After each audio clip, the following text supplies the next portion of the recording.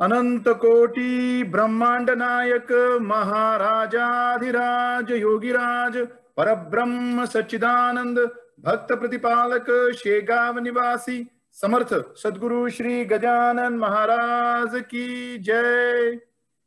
जय गजानन। ओम श्री गजानन गुंजन विश्व परिवारातर्फे मी कळस बुरकुले बोका राटून फ्लोरिडा अमेरिका येथून आपले सहर्ष स्वागत करतो।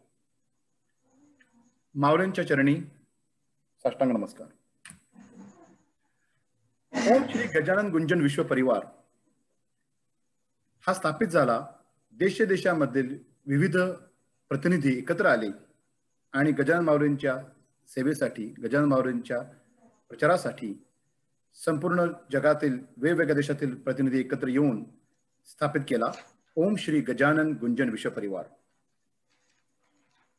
या परिवारातर्फे आम्ही गजानन महाराजांच्या मुखोद्गत पारायण, गजानन महाराजांच्या गोष्टी, गजानन महाराजांच्या संदर्भात असलेल्या वेगवेगळ्या कथांबद्दल आपल्याला प्रोग्राम घेऊन आलो आहोत। आणि आजही आपण हा असा एक प्रोग्राम, अनुभवांचा प्रोग्राम घेऊन आलो आहोत ज्याचं नाव आहे करते करविते स्वामी आपले। ये यो विठ्ठले माझे माऊली ये यो विठ्ठले माझे माऊली ये।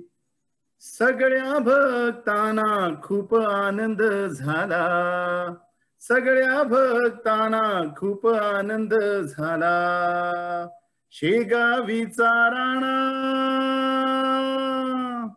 शेगावीचा गजानन अमेरिकेत आला, अमेरिकेत आला। ये यो विठ्ठले माझे माऊली ये। सगळ्या भक्तांना खूप आनंद झाला। शेगावीचा राणा, शेगावीचा गजानन अमेरिकेत आला। बे एरिया कॅलिफोर्निया येथे महाराजांची मूर्ती स्थापना झाली आणि त्या मूर्ती स्थापनेच्या निमित्ताने आणि महाराजांच्या कृपेनेच आमची भेट झाली श्री शैलेश देशकर यांच्याशी। आणि आजचा जो प्रोग्राम आपण सादर करणार आहोत ज्याचं नाव आहे करते करविते स्वामी आपले, याच्यामध्ये आपण श्री गजानन गुंजन विश्व परिवारातर्फे आपण शैलेश देशकरांना आमंत्रित केलं आहे इकडे आणि ते आपल्याला गजानन महाराजांचे थोडेसे अनुभव सांगणार आहेत। तर चला आपण पाहूया हा आपला कार्यक्रम, त्याचं नाव आहे करते करविते स्वामी आपले। गजानन नमस्कार, मी सोनिया बुरकुले साऊथ फ्लोरिडा बोका राटून मधून बोलतेय। गजानन भक्त शैलेश वसंतराव देशकर मेकॅनिकल इंजिनियर आहेत आणि सध्या ते एका टेक्निकल स्कूलमध्ये व्हाईस प्रिन्सिपल म्हणून काम करतात। तसंच श्री गजानन महाराज मंदिर अहमदाबादचे ते मुख्य ट्रस्टी म्हणून सेवा करतात। त्यांना 1991 मध्ये गजानन महाराजांचा साक्षात्कार झाला स्वप्नात आणि त्यानंतर अहमदाबादमध्ये महाराजांच्या प्रकट दिनाची सुरुवात झाली महाराजांच्या संकेतानुसार। शैलेशदादांच्या जीवनात श्री गजानन महाराजांचे अनेक अनुभव आलेले आहेत। गजानन महाराज अहमदाबादकडून कॅन्सर, किडनीच्या रुग्णांना मदत करणे, गरीब मुलांच्या शिक्षणासाठी मदत करणे, नैसर्गिक आपत्तीच्या वेळेस मदत करणे असे त्यांचे सेवा कार्य आहे। तसंच अनेक ठिकाणी गुरु महात्म्य, नवविधा भक्ती, संतचरित्र ह्या विषयांवर देखील त्यांनी प्रवचन केले। अमेरिकेत कॅलिफोर्नियामध्ये सनीवेल इथे जेव्हा महाराजांच्या मूर्तीची स्थापना झाली तेव्हा त्या कार्यक्रमात ते सहभागी झाले होते। त्यांनी गुजरातच्या एका मोठ्या संताच्या जीवनचरित्राचे मराठीत अनुवादन केले। गोसेवा हा त्यांचा अत्यंत आवडीचा उपक्रम आहे। राजस्थानच्या 2 गोशाळेसोबत सेवेकरता ते सहभागी झालेत। सध्या महाराजांनी त्यांना एक उत्तम सेवेचे कार्य दिले, ते म्हणजे महाराजांचे जिथे जिथे मंदिर आहे किंवा भक्त आहेत तिथे महाराजांच्या अनुभव आणि इतर आध्यात्मिक विषयांवर पण ते प्रवचन सेवा करतात। 1 रुपया पण ते मानधन घेत नाही। असे हे शैलेश भाऊ देशकर आज त्यांना आलेले महाराजांचे अनुभव आपल्यासमोर सादर करणार आहेत। जय गजानन। नमस्कार, जय गजानन। वक्रतुंड महाकाय सूर्यकोटि समप्रभ निर्विघ्नं कुरु मे देव सर्वकार्येषु शुभ सर्वदा प्रणम्यं शिरसा देवं गौरीपुत्रं विनायकं भक्तावासं स्मरे नित्यं आयुष्कामास सिद्धये गुरु ब्रह्मा गुरुर्विष्णु गुरुदेवो महेश्वरा गुरु साक्षात् परब्रह्म तस्मै श्री गुरुवे नमः। अनंतकोटि ब्रह्मांड नायक महाराजाधिराज योगिराज परब्रह्म सच्चिदानंद भक्त प्रतिपालक शेगांव निवासी समर्थ सद्गुरु श्री गजानन महाराज की जय। अवधूत चिंतन श्री गुरुदेव दत्त।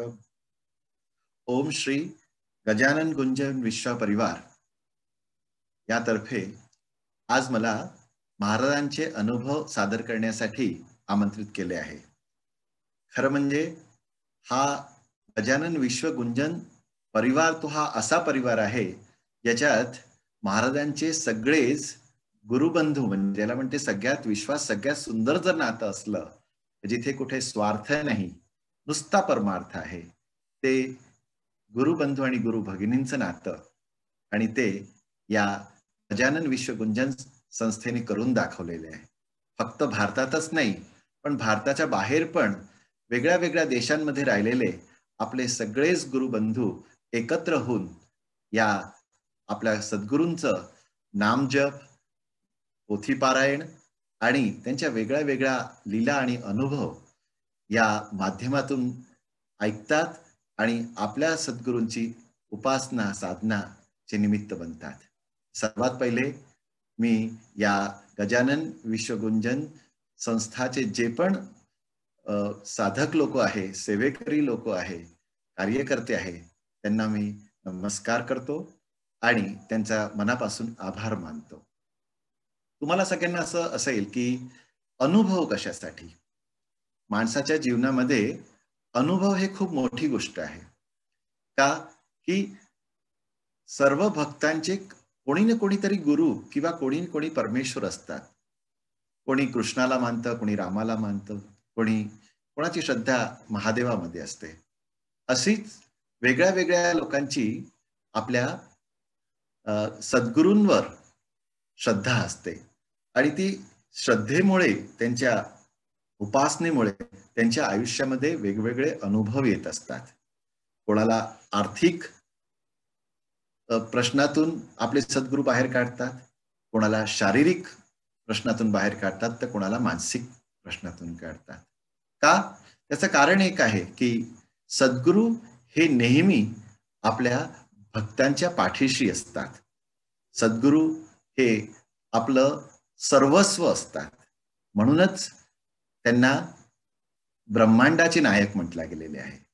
असेच काहीतरी अनुभव माझ्या जीवनात पण आलेले आहे जे आज मी तुमच्या समोर सादर करणार आहे। सगळ्यात पहिले मी एक गोष्टीसाठी क्षमा मागेल कारण की माझा जन्म गुजरातमध्ये झालेला आहे। शिक्षण गुजराती आणि इंग्लिश मीडियम मध्ये झालेलं आहे। मराठीमध्ये काही अशुद्धता असली तर कृपया माफ करावी क्षमा करावी। आता मी माझे अनुभव सादर करतो आहोत। तर माझ्या आयुष्यात महाराज कसे काय आले सगळ्या भक्तांच्या आयुष्यामध्ये एक वेळ अशी येते की तेव्हा त्यांच्या आयुष्यामध्ये परमेश्वरी कृपा किंवा सद्गुरूंची कृपा होते आणि ते आपल्या आयुष्यात आपल्याला एक उच्च शिखरावर घेऊन जाण्यासाठी आपली आध्यात्मिक प्रगती करून घेण्यासाठी सद्गुरू आपल्या आयुष्यात येत असतात। एकतर सद्गुरू कोण तर सद्गुरू हे ईश्वराचा अवतारच आहे। असं म्हणतात की सद्गुरू आपल्या आयुष्यात येणं हे किंवा हे जे संत भूमीवर येतात हे कशासाठी येतात ते हे आपल्या कल्याणासाठी आपल्या आध्यात्मिक प्रगती करून घेण्यासाठी आणि ते सदैव आपल्या पाठीशी राहून ते आपल्या भक्तांना सांभाळत असतात। माझ्या आयुष्यामध्ये महाराजांचं प्रागट्य कसं झालं हे मी तुम्हाला सांगेन। 1991 सालीची गोष्ट आहे। मी त्यावेळेला इंजिनिअरिंगमध्ये शिकत होतो, तेव्हा महाराजांचं नामजप माझा चालायचा, महाराजांचे पारायण पण माझे होत होते. आणि तसा मी नागपूरचा, अहमदाबादवरून नागपूरला जाताना मध्ये शेगाव यायचं, पण शेगावला असं जायची काही पहिले फार ओढ नव्हती. आई महाराजांची भक्त होती, महाराजांचा घरात फोटो होता, पण फार महाराजांविषयी माहीत नव्हतं. एवढं माहित होतं की शेगावचं स्टेशन आलं की ट्रेनमधून नमस्कार करायचा आणि वर्षात 2-4 वर्षांनी एखाद वेळेला शेगावला दर्शनाला जात होतो, पण ते त्या वयात काही फार महाराजांची ओढ नव्हती. एक वेळेस काय झालं की माझे महाराजांचे पोथी आणि नामजप एवढा मात्र होता. तर मला माझा मित्र माझ्या मागे, कॉलेजमध्ये शिकताना माझा मित्र माझ्या तिथे आला. मला त्यांनी एक विनंती केली की शैलेश, तू शेअर्स घे म्हणून, एका कंपनीचे, वेस्टर्न पॅक्स नावाच्या कंपनीचे शेअर्स तू घे म्हणून. तर मी म्हंटल बाबा शेअर्स वगैरे मला काही माहित नाही, मी याच्या भानगडीत पडणार नाही, कारण की याच्यासाठी चेक लागतो आणि माझे बाबा काही या शिक्षणाशिवाय कुठल्या कामासाठी चेक वगैरे देणार नाही म्हणून. पण तो म्हणे, त्यांनी हे गुजरातमध्ये तर असे असतात की हे मुलं लहानपणापासूनच त्यांच्या रक्तातच व्यवसाय असतो, म्हणून त्यांनी मागे लागला. मी बाबांना सांगितलं, बाबांनी मला म्हटलं ठीक आहे, आज पहिला हा शेवटला चेक, शिक्षणाशिवाय कुठल्याही कामासाठी पैसे मिळणार नाही म्हणून. तो चेक घेतला आणि मी माझ्या मित्राला दिला. त्या मित्रांनी ते शेअर्ससाठी त्यांनी अप्लाय केला. मला काहीच माहित नव्हतं शेअर्स म्हणजे काय म्हणून. इकडे महाराजांचे माझे पारायण सुरू होते आणि एक ध्यास होता महाराजांचा, कारण की महाराजांना काही आपल्यापासून करून घ्यायचं असते, तर आपल्याला कुठल्या कामाने निमित्त बनवायचं असलं की महाराज किंवा सद्गुरू हे आपल्याला त्या वाटेवर घेऊन जातात. आणि तसंच झालं की एका गुरुवारी रात्री मला महाराज स्वप्नामध्ये दिसले. महाराज कसे काय दिसले तर तुम्हाला माहित असेल की आपल्या सुमती आजी बापट आजींनी महाराजांना दाखवलं होतं त्यांच्या एक फोटो मागे. त्याच्यात महाराज त्यांना चष्मेमध्ये दिसले. मला महाराज थोडेसे वेगळ्या प्रकाराने दिसले. आपलं जे शेगावचं गजानन महाराजांचं मंदिर आहे, त्या मंदिराचं जे मुख्य गेट आहे, त्या गेटच्या जवळ महाराज पांढरे वस्त्रमध्ये आणि डोक्यावर असा पदर असलेला, हातामध्ये काडी घेऊन महाराज उभे होते. आता महाराज भिक्षुकाच्या स्वरूपात होते. ही गोष्ट मात्र स्वप्नातली आहे बरं का.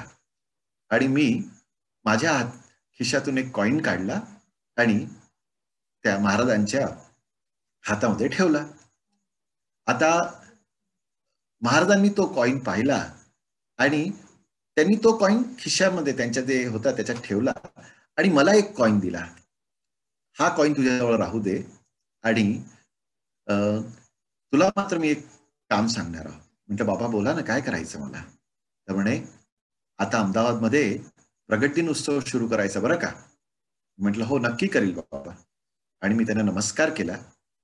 अच्छा, त्यांनी जो मला कॉईन दिला तो कॉईन जुन्या काळातली 1/4 लिहिलेली चाराणी होती. म्हणजे ही मी तुम्हाला दाखवतो.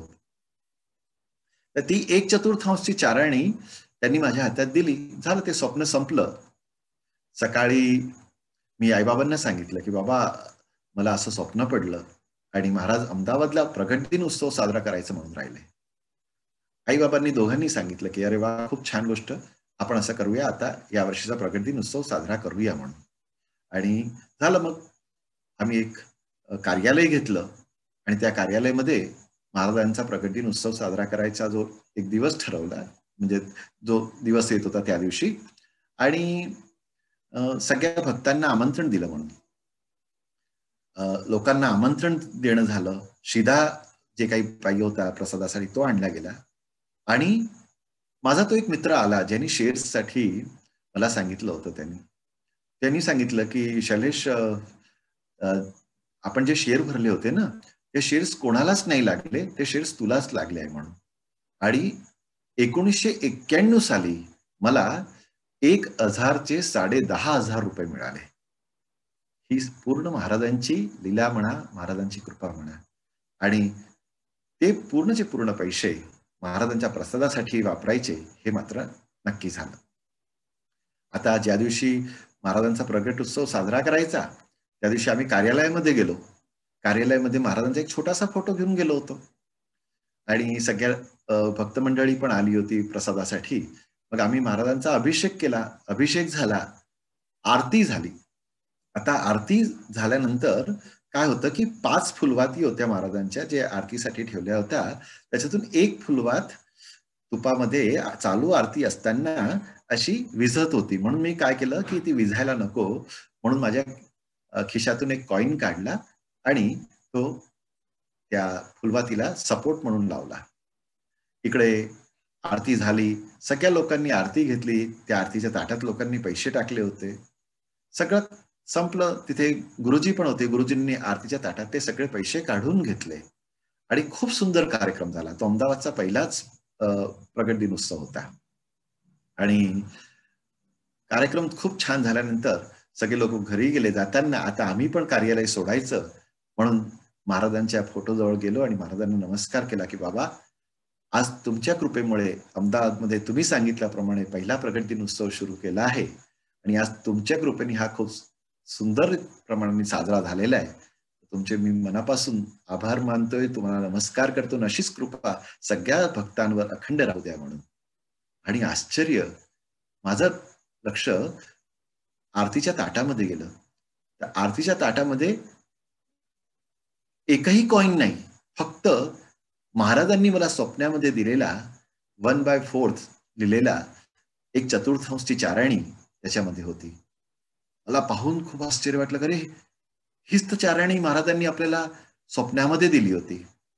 आणि तीच मी तुम्हाला आज सगळ्यांना दाखवून राहिलो. हीच ती चाराणी आहे की ज्याच्यानी महाराज माझ्या आयुष्यामध्ये प्रगट झाले म्हणता येईल की माझ्या आयुष्यामध्ये प्रागट्य झालं म्हणून. ही महाराजांनी दिलेली मला इतकी अनमोल भेट आहे की या महाराजांच्या या कृपेमुळे आजपर्यंत माझं पाकिट कधीही रिकामं झालेलं नाहीये. तर महाराज असे माझ्या आयुष्यामध्ये एक इतकी मोठी मला माझ्यावर कृपा केली त्यांनी. कारण की भौतिक सुखापेक्षा आध्यात्मिक सुखाकडे आध्यात्मिक सुख खूप मोठं आहे आणि त्याच्यासाठी एक सद्गुरू लागत असतात आणि ते सद्गुरू म्हणजे माझे गजानन बाबा. ते प्रत्यक्षात स्वप्नात दृष्टांत देऊन त्यांनी हे कार्य करून घेतलं. त्यावेळेस वय खूप लहान होतं, एक 22-23 वर्षाचं वय. आणि असं म्हणतात ना की परमेश्वराला सुद्धा, सद्गुरूंना सुद्धा युवान लोक खूप आवश्यक असतात आणि युवानीमध्ये झालेले कार्य ते त्यांची कृपेमुळे झालेले असतात. कारण की युवानीमध्ये तर पुष्कळ माणूस वेगळ्या वेगळ्या विचारात असतो, पण अध्यात्माचा जो रंग जर युवानीमध्ये मिळाला तर ती जी सद्गुरूंची कृपा आहे ती सगळ्यात श्रेष्ठ आणि मोठी कृपा म्हटल्या जाईल. त्यानंतर अहमदाबादचे सगळे लोक एकत्र झाले जे महाराजांचे भक्त होते आणि त्या उत्सवात आलेले. त्यांनी दुसऱ्या वर्षी मग मला असं म्हणाले की शैलेश भाऊ, आता जो आपण प्रगट दिन आता आलाय तो तुम्ही एकटा न करता आपण सगळे एकत्र होऊन हा प्रगट दिन साजरा करू. म्हटलं खूपच उत्तम गोष्ट आहे. माझी फक्त मनातली एवढी इच्छा आहे की महाराजांचा प्रगट दिन उत्सव असाच साजरा झाला पाहिजे आणि महाराजांची जी आराधना उपासना करायची ती आपली झाली पाहिजे म्हणून.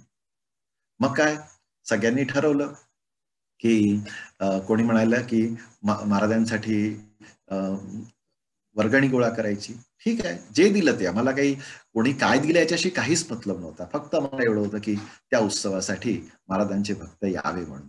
आणि तसंच महाराजांनी याच्यासाठी लोकांनी वर्गणी द्यायचं सुरू केलं. मग किती एक आजोबा असे आले, त्यांनी असं म्हटलं की महाराजांचा तुम्ही भंडारा करताय ना, तर भंडारा करताना फक्त वर्गणी गोळा न करता सगळ्यांच्या घरून काहीतरी शिदा पण तुम्ही घ्या म्हणून आम्ही म्हटलं ठीक आहे, आपण शिदा पण घेऊया, फक्त प्रसादाला मात्र तुम्ही सगळे या, हाच आमचा एक उद्देश होता. आणि आम्ही घरोघरी आमचा एक गजानन युवा वर्ग अशी आम्ही स्थापना केली आणि आमच्या त्या ग्रुपमध्ये सगळेच यंग लोक, सगळे एक 20 ते 25-27 वर्षाचे आम्ही लोक एक 15-20 जणांचा असं ग्रुप बनवलं आणि आम्ही घरोघरी प्रगट दिन उत्सवाच्या अगोदर म्हणजे शनिवार रविवारी सुट्टीच्या दिवशी लोकांच्या घरी निघायचं. आता अहमदाबादमध्ये किती महाराष्ट्रीयन लोक राहते हे आम्हाला सगळ्यांना तर माहित नसणार. महाराष्ट्रीयन आडनाव सरनेम दिसलं की तिथे जाऊन आम्ही त्यांना पत्रिका द्यायचो आणि उत्सवासाठी त्यांना आमंत्रित करायचो म्हणून. तर आता हा आमचा नेहमीचा उपक्रम सुरू झाला. आता काय होतं की जेव्हा आपण महाराजांचं किंवा परमेश्वरी किंवा सद्गुरूंचं कार्य करत असतो ना, तेव्हा त्या कार्यामध्ये आपल्याला दिवसभर आपण त्याच्यामध्ये गुंतलेलो असतो आणि तेच विचार डोक्यामध्ये सतत चालू राहायचे. एक वेळेस मला असा विचार आला की बाबा, तुम्ही इतके मोठे संत आहे ना, तर तुमचं चरित्र फक्त 21 अध्यायापुरतंच कसं काय असणार म्हणून. तुमचं अजून पण काहीतरी चरित्र असायला पाहिजे आणि असेल तर आमच्या हातात लागलं नाहीये म्हणून. तर हा एक डोक्यात विचार होता. आणि त्या दिवशी रात्री गुरुवारचा दिवस होता तो आणि गुरुवारी पुन्हा महाराजांनी दृष्टांत दिला की तुला माझं काहीतरी साहित्य सापडेल म्हणून. मला खूप आनंद झाला की अरे वा, महाराजांनी आज पुन्हा आपल्याला एक दृष्टांत दिला की माझं काहीतरी साहित्य तुला मिळेल. आम्ही लोक रविवारी पुन्हा त्याच्यानंतरचाच जो रविवार आला त्यासाठी आम्ही लोकांकडे शिदा आणि वर्गणीसाठी निघालो. सकाळी 8 वाजताची निघालेलो, रात्री 8 वाजले होते. सगळ्या घरी फिरणं झालं होतं आणि आमच्या पिशव्या सुद्धा भरून गेल्या होत्या. आता एक जागेवर असं झालं की 8 वाजता माझा मित्र म्हणाला की आता खूप झाला, आपण घरी जाऊया म्हणून. आणि मी त्याला रस्त्यात जाताना त्याच्याशी मात्र एवढं बोललो होतो का रे, मला आज असं स्वप्न आलं की महाराजांनी असं सांगितलं की तुला माझं काहीतरी साहित्य सापडेल म्हणून. तर तो असं म्हणाला, तो माझा खास मित्र म्हणजे राजू जोशी, तो मला असं म्हणाला की अरे खूपच चांगली गोष्ट आहे म्हणून. तर बघू काय साहित्य महाराजांचं काय कृपा होते म्हणून. आणि असं करता करता रात्रीचे 8 वाजले. आता तो म्हणे आता पण निघूया घरी. पण रात्रीच्या 8 वाजता सुद्धा मला असं वाटलं कोणीतरी आपल्याला अजून एखाद्या घरी आपण जाऊन यावं म्हणून. आता आमच्या हातातल्या ज्या पिशव्या पूर्ण भरलेल्या, कशाला जायचं आणि सकाळचे निघालेलो होतो ना. पण ठीक आहे, तो म्हणे जाऊया. तिथे एक हेडगे म्हणून पाटी वाचली आणि तो अपार्टमेंट होता, त्याला ऍक्च्युली लिफ्ट पण नव्हती. तर मग माझा तो मित्र म्हणाला की नको रे, आता खूप झालं, इतक्या पिशव्या घेऊन वरती जाणं शक्य नाही. म्हटलं अरे जाऊया आपण, काय हरकत आहे म्हणून. आम्ही गेलो त्यांच्या घरी, डोरबेल वाजवली. एक आजोबांनी दार उघडले. या या या म्हणे, आम्ही तुमचीच वाट बघतोय म्हणून. आता आम्हाला असं वाटलं की आजोबांचा काहीतरी रॉंग नंबर लागला वाटतोय, कारण की इतक्या रात्री यांच्याकडे आम्ही येणार, यांना कसं काय माहित, आणि आम्ही कोण, यांना आम्ही पहिल्यांदा गेलो होतो आयुष्यात त्यांच्याकडे. ते म्हणाले की मी म्हटलं आजोबा तुम्ही आम्हाला ओळखलं नाही वाटतं. नाही नाही म्हणे, मी ओळखलं तुम्हाला, तुम्ही गजानन महाराज वालेच आहात ना म्हणून. म्हटलं हो आम्ही आहो गजानन बाबा वाले. ठीक आहे. मला असं वाटलं की मागच्या आम्ही ज्या घरी गेलो असेल त्या लोकांनी फोन वगैरे करून सांगितलं असेल म्हणून. तर ते असं म्हणाले की मी तुमची 2-3 दिवसापासून तुमची वाट बघून राहिलो म्हणून. मी म्हटलं की यांनी आमची वाट कशाला बघावी, यांना मी पाहिलेलं सुद्धा नाही आहे. अच्छा, यांना ओळखत सुद्धा नाही, यांनी आमची कशाला वाट बघावी, आणि हे पहिल्यांदा यांना आमंत्रित करून राहिलो म्हणून आपण या प्रगट दिनोत्सवासाठी. तर ते म्हणे नाही नाही, मी तुम्हाला याच्यासाठी आठवण करत होतो की माझ्याकडे गजानन महाराजांचं खूप जुनं साहित्य आहे. आता हे साहित्य तुमच्याशिवाय कोणाला देऊ, आणि माझा मुलगा काही हे सगळं सांभाळू शकणार नाही, म्हणून म्हणे मी 2-3 दिवसापासून असा विचार करत होतो की हे लोक आपल्याकडे येईल तर बरं होईल म्हणून. आणि माझा मित्र माझ्याकडे पाहाय, मी त्याच्याकडे पाहत होतो, अरे आताच तर तू सांगितलं की तुला महाराजांनी असं दृष्टांत दिला की माझं काहीतरी साहित्य सापडेल, आणि हे आजोबा सगळं काय म्हणून राहिले म्हणून. म्हटलं चालेल आजोबा, द्या मला तुमचं काय साहित्य आहे म्हणून महाराजांचं. त्यांनी ते साहित्य माझ्या हातात आणून दिलं, आणि ते साहित्य होते गजानन महाराजांची गुजरातीतली कुठली तरी पोथी होती. मराठीत नाही, गुजरातीमध्ये पोथी होती, आणि त्याच्यात फोटो थोडे वेगळ्या प्रकाराचे होते म्हणून महाराजांचे. तर माझ्या डोळ्यातून अश्रू आले. म्हटलं बाबा, 2 दिवसा पहिलेच मी सांगितलं आणि आज तर तुम्ही मला पोथीच्या स्वरूपात दर्शन देताय म्हणून. मग ती पोथी आम्ही त्यावर्षी सगळ्यांच्या दर्शनासाठी, कारण की हा महाराजांचीच कृपा म्हणायची, महाराजांचाच प्रसाद होता, आणि त्यावर्षी प्रगट दिनामध्ये त्या पोथीलाच मुख्य म्हणून ठेवलं आणि सगळ्या लोकांचा तो खूप मोठ्या प्रमाणात तो उत्सव साजरा केला. आता प्रगट दिन झाला आणि ती पोथी मी माझ्या घरी महाराजांचा एक मोठा 6 फुटाचा मी महाराजांचा फोटो करून घेतला होता. महाराजांची पूजा आरती त्याच फोटोसमोर व्हायची आणि तोच फोटो आम्ही प्रगट दिन उत्सवासाठी पण घेऊन जायचो म्हणून. ती पोथी महाराजांच्या फोटो समोर आणून ठेवली. आता काय झालं की एखाद महिना झाला असेल आणि माझा एक मित्र आला. तो मला म्हणाला की शैलेश, मला थोडंसं महत्वाचं काम आहे तुझं. म्हटलं काय झालं? तो गजानन महाराजांचाच भक्त होता. तर त्यांनी असं मला म्हणालं की अरे एक मोठा प्रश्न झाला आहे. म्हटलं काय झालं सांग. तो त्याच्यासोबत एक त्याच्या मित्राला घेऊन आला होता. तो म्हणत होता की माझा एक मित्र आहे, जो हा आत्ता माझ्या सोबत आलेला आहे, त्याला कॅन्सर डिटेक्ट झाला होता. त्याचा फर्स्ट स्टेजचा कॅन्सर होता. पण तो आमच्या घरी यायचा, म्हणजे आमच्याकडे गजानन महाराजांचं पाहिलं आणि त्यांनी मला विचारलं की कुठले सद्गुरू आहे, आणि मी त्यांना सगळी माहिती त्याला सांगितली. तर मी त्याला असं सांगितलं, तू एक काम कर, महाराजांची उपासना कर म्हणून, तुला कदाचित त्यांची कृपा झाली तर तू या रोगामधून मुक्त होईल म्हणून. आणि त्यांनी महाराजांचं नामजप आणि महाराजांचं त्याला जसं जमेल तशी महाराजांची त्यांनी उपासना केली. आणि तो दुसरींदा रिपोर्ट काढायला गेला, त्याचा रिपोर्ट, कॅन्सरचा रिपोर्ट नेगेटिव्ह आला. त्याला इतका आनंद होता. त्यांनी येऊन मला एकच सांगितलं की अरे मला महाराजांची कृपेने माझा रिपोर्ट नेगेटिव्ह आला, पण महाराजांची कुठली तरी पोथी हवी आहे. आता माझ्याकडे म्हणे शैलेश मराठीतली पोथी, त्याला मराठीची पोथी कशी काय येणार, तो गुजराती. तर शैलेश तुला काही महाराजांची गुजराती पोथी की काहीतरी आहे का म्हणून, तुझ्याकडे असेल तर. मला पूर्ण लक्षात आलं की बाबा किती भक्तांचं तुम्ही कुठे बसून तुम्ही लक्ष ठेवत असता म्हणून. आणि ऍक्च्युली ती पोथी गुजरातीमध्ये, मला मराठीतली पोथी पण महाराजांनी पाठवली असती एक दृष्टांत म्हणून, पण त्या भक्तांच्या उपासनेमध्ये वाढ करून द्यायला, त्याला त्याच्यातून त्याच्या रोगामधून त्याला मुक्त करून महाराजांनी तो प्रसाद मला निमित्त बनवून त्याच्यापर्यंत पोहोचवायचा होता. आणि तीच पोथी महाराजांच्या चरणाला लावून मी त्याला ती पोथी दिली. असे हे आपले महाराज. किती लीला आहे हो त्यांच्या, किती त्यांच्या. मला वाटते आपण हे जे सगळे आज ऐकत, जितके श्रोते आज ऐकून राहिले, या सगळ्या श्रोतांना काही ना काही महाराजांचे अनुभव आले असतील. याच्यातला एकही व्यक्ती असा नसेल की ज्याला अनुभव, सगळ्यांचे वेगळे वेगळे अनुभव.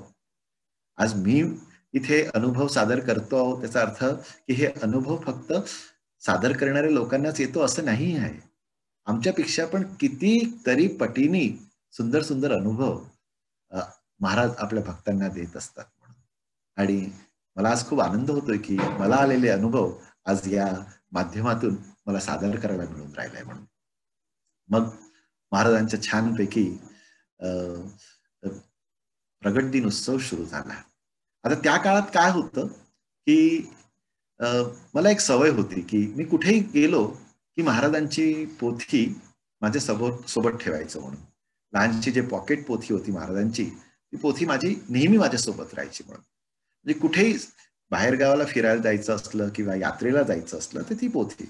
आता त्यावेळेला वय लहान होतं आणि आपली अल्पबुद्धी.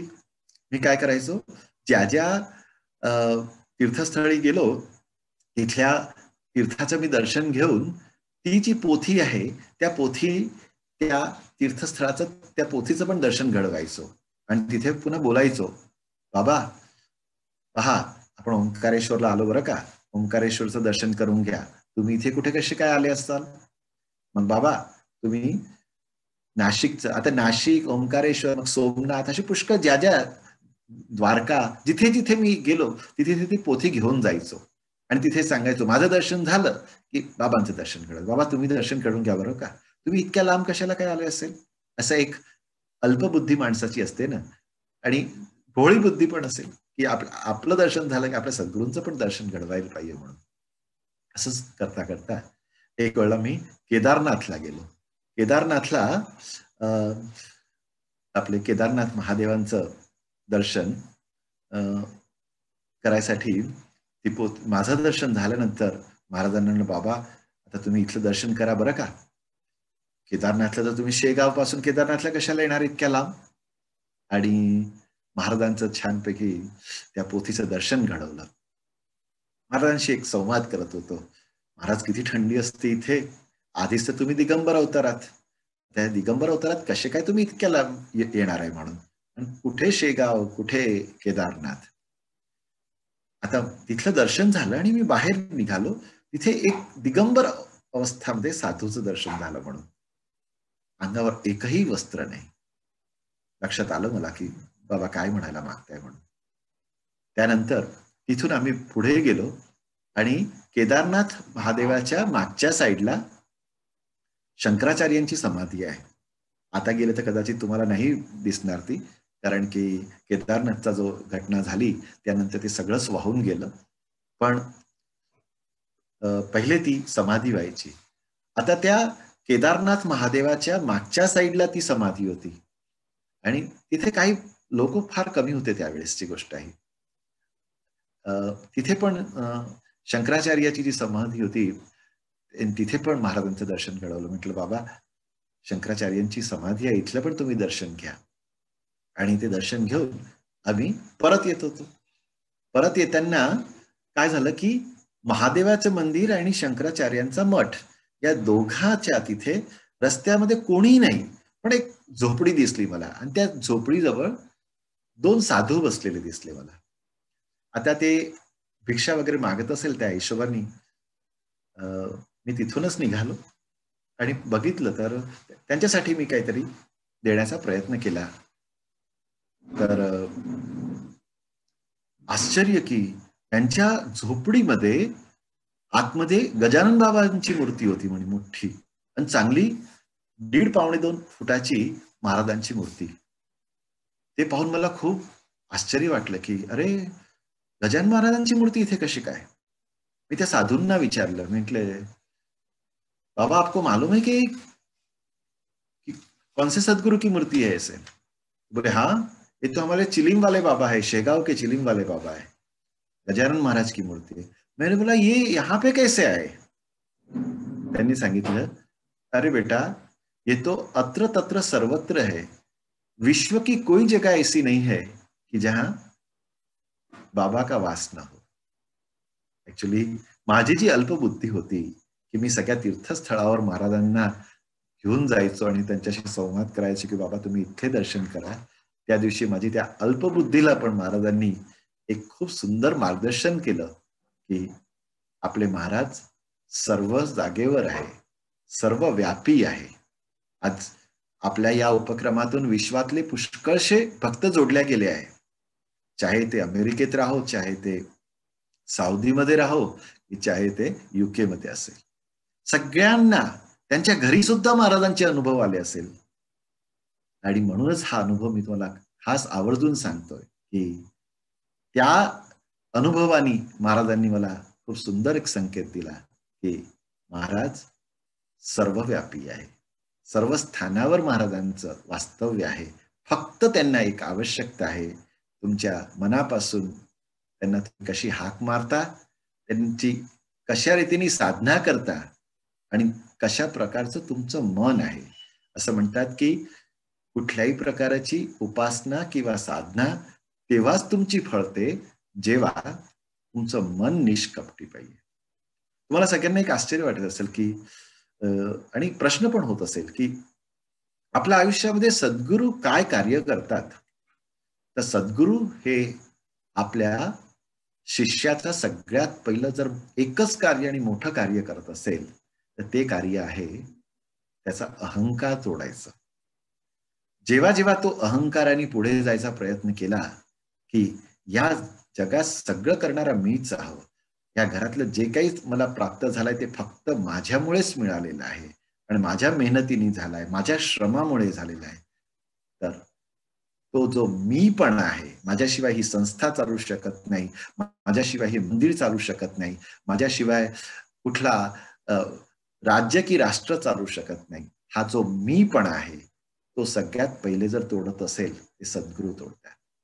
आणि जो मीपणा काढला की बरोबर त्या साधकाच्या, त्या शिष्याच्या जीवनामध्ये सद्गुरूंचे अनुभव यायची सुरुवात होऊन जाते. असेच आपले सद्गुरू आपल्या शिष्यांच्या जीवनामध्ये येऊन त्याचा अहंकार, मीपणा तोडतात. आपले जे षड्रिपू आहे ना, काम, क्रोध, लोभ, मोह, मद, मत्सर, हे सगळ्यांवर एक एक स्टेप बाय स्टेप जातात ते. आणि आपल्या शिष्याला, आपल्या साधकाला त्याच्यातून हळूहळू मुक्त करून एक अशा परम उच्च शिखरावर तुम्हाला घेऊन जातात की जिथे फक्त आणि फक्त अध्यात्माची एक आत्मशांती, उन्नती झालेली असते आणि ते आपले सद्गुरू करतात. म्हणून म्हणतात की जेव्हा पण तुम्ही आध्यात्मिक कार्य करता ना, तेव्हा तुमचं मन निष्कपटी मन करा. मनामध्ये कपट नका येऊ देऊ. काही पण चांगलं झालं हे माझ्या सद्गुरूंच्या कृपेने झालं, माझ्या महाराजांच्या कृपेने झालं, माझ्या बाबांच्या कृपेने झालं. असं गुरुतत्वामध्ये कधीही भेद करू नका. सर्व गुरु एकच आहे. सगळ्या गुरुमध्ये एकच तत्व आहे, एकच गुरुतत्व काम, फक्त रूप तरी जाईन तरी वेगळे असेल. तसेच हे आपल्या आयुष्यामध्ये सगळ्या वेगळ्या वेगळ्या आयुष्यात वेगळ्या वेगळ्या लोकांच्या याच्यामध्ये सद्गुरू वेगळ्या वेगळ्या स्वरूपात येते, पण गुरुतत्व मात्र एकच आहे. आता काय झालं की महाराजांचा प्रगट उत्सव तर खूप छान साजरा झाला. आता अहमदाबादमध्ये आम्ही विचार केला की महाराजांच्या मंदिराची स्थापना करायची म्हणून. मंदिराची स्थापना करायची तर त्यावेळेला वय खूप लहान होतं आणि सुरू केलं, प्रगट दिन उत्सव सुरू केला तेव्हा तर वय फक्त एक 22-23 वर्षाचं होतं आणि मंदिर सुरू केवळ एक 33-34 वर्षाचं वय. काही जास्ती पण वय नव्हतं की कुठली संस्थेची आपण जबाबदारी घेऊ शकू म्हणून. पण म्हणतात ना की आपले सद्गुरू जर आपल्या पाठीशी असेल तर कुठलंही कार्य असं नाही जे होऊ शकत नाही म्हणून. मग अहमदाबादमध्ये एक जागा घेतली. जागा घेताना आमच्याजवळ फक्त 1.5 लाख रुपये होते. आता 1.5 लाख रुपये आम्ही एक साबरमती कोऑपरेटिव्ह बँकेमध्ये टाकले होते. जागेसाठी त्या माणसाची जवळ जो ऑनर होता त्याला नक्की केलं की किती रुपयाची पूर्ण जागेचं हे प्रमाण नक्की केलं आणि त्याला पहिले आम्ही 50,000 रुपये दिले. 1 लाख रुपये जेव्हा दस्तावेज करायचा त्यावेळेला द्यायचे ठरवले म्हणून. आणि खूप मोठा प्रॉब्लेम झाला. त्या काळामध्ये त्या बँका खूप बुडाल्या आणि सगळ्या कोऑपरेटिव्ह बँकेमध्ये ते पैसे ठेवले गेले होते आणि 1 लाख रुपये त्या बँक बुडाल्या म्हणून ते 1 लाख रुपये त्या बँकेच्या याच्यामध्ये चालले गेले आमचे. आता ते पैसे आपले असते तर काही वाईट नसतं वाटलं, पण ते भक्तांनी प्रगट दिन उत्सवामध्ये इतक्या वर्ष प्रगट दिन उत्सव साजरे झाले त्याच्यामध्ये गोळा केलेले पैसे होते. खूप वाईट वाटलं की आपले 1 लाख रुपये बुडाले म्हणून काय करायचं. पण कितीदा आपण विचार करत असतो पण ते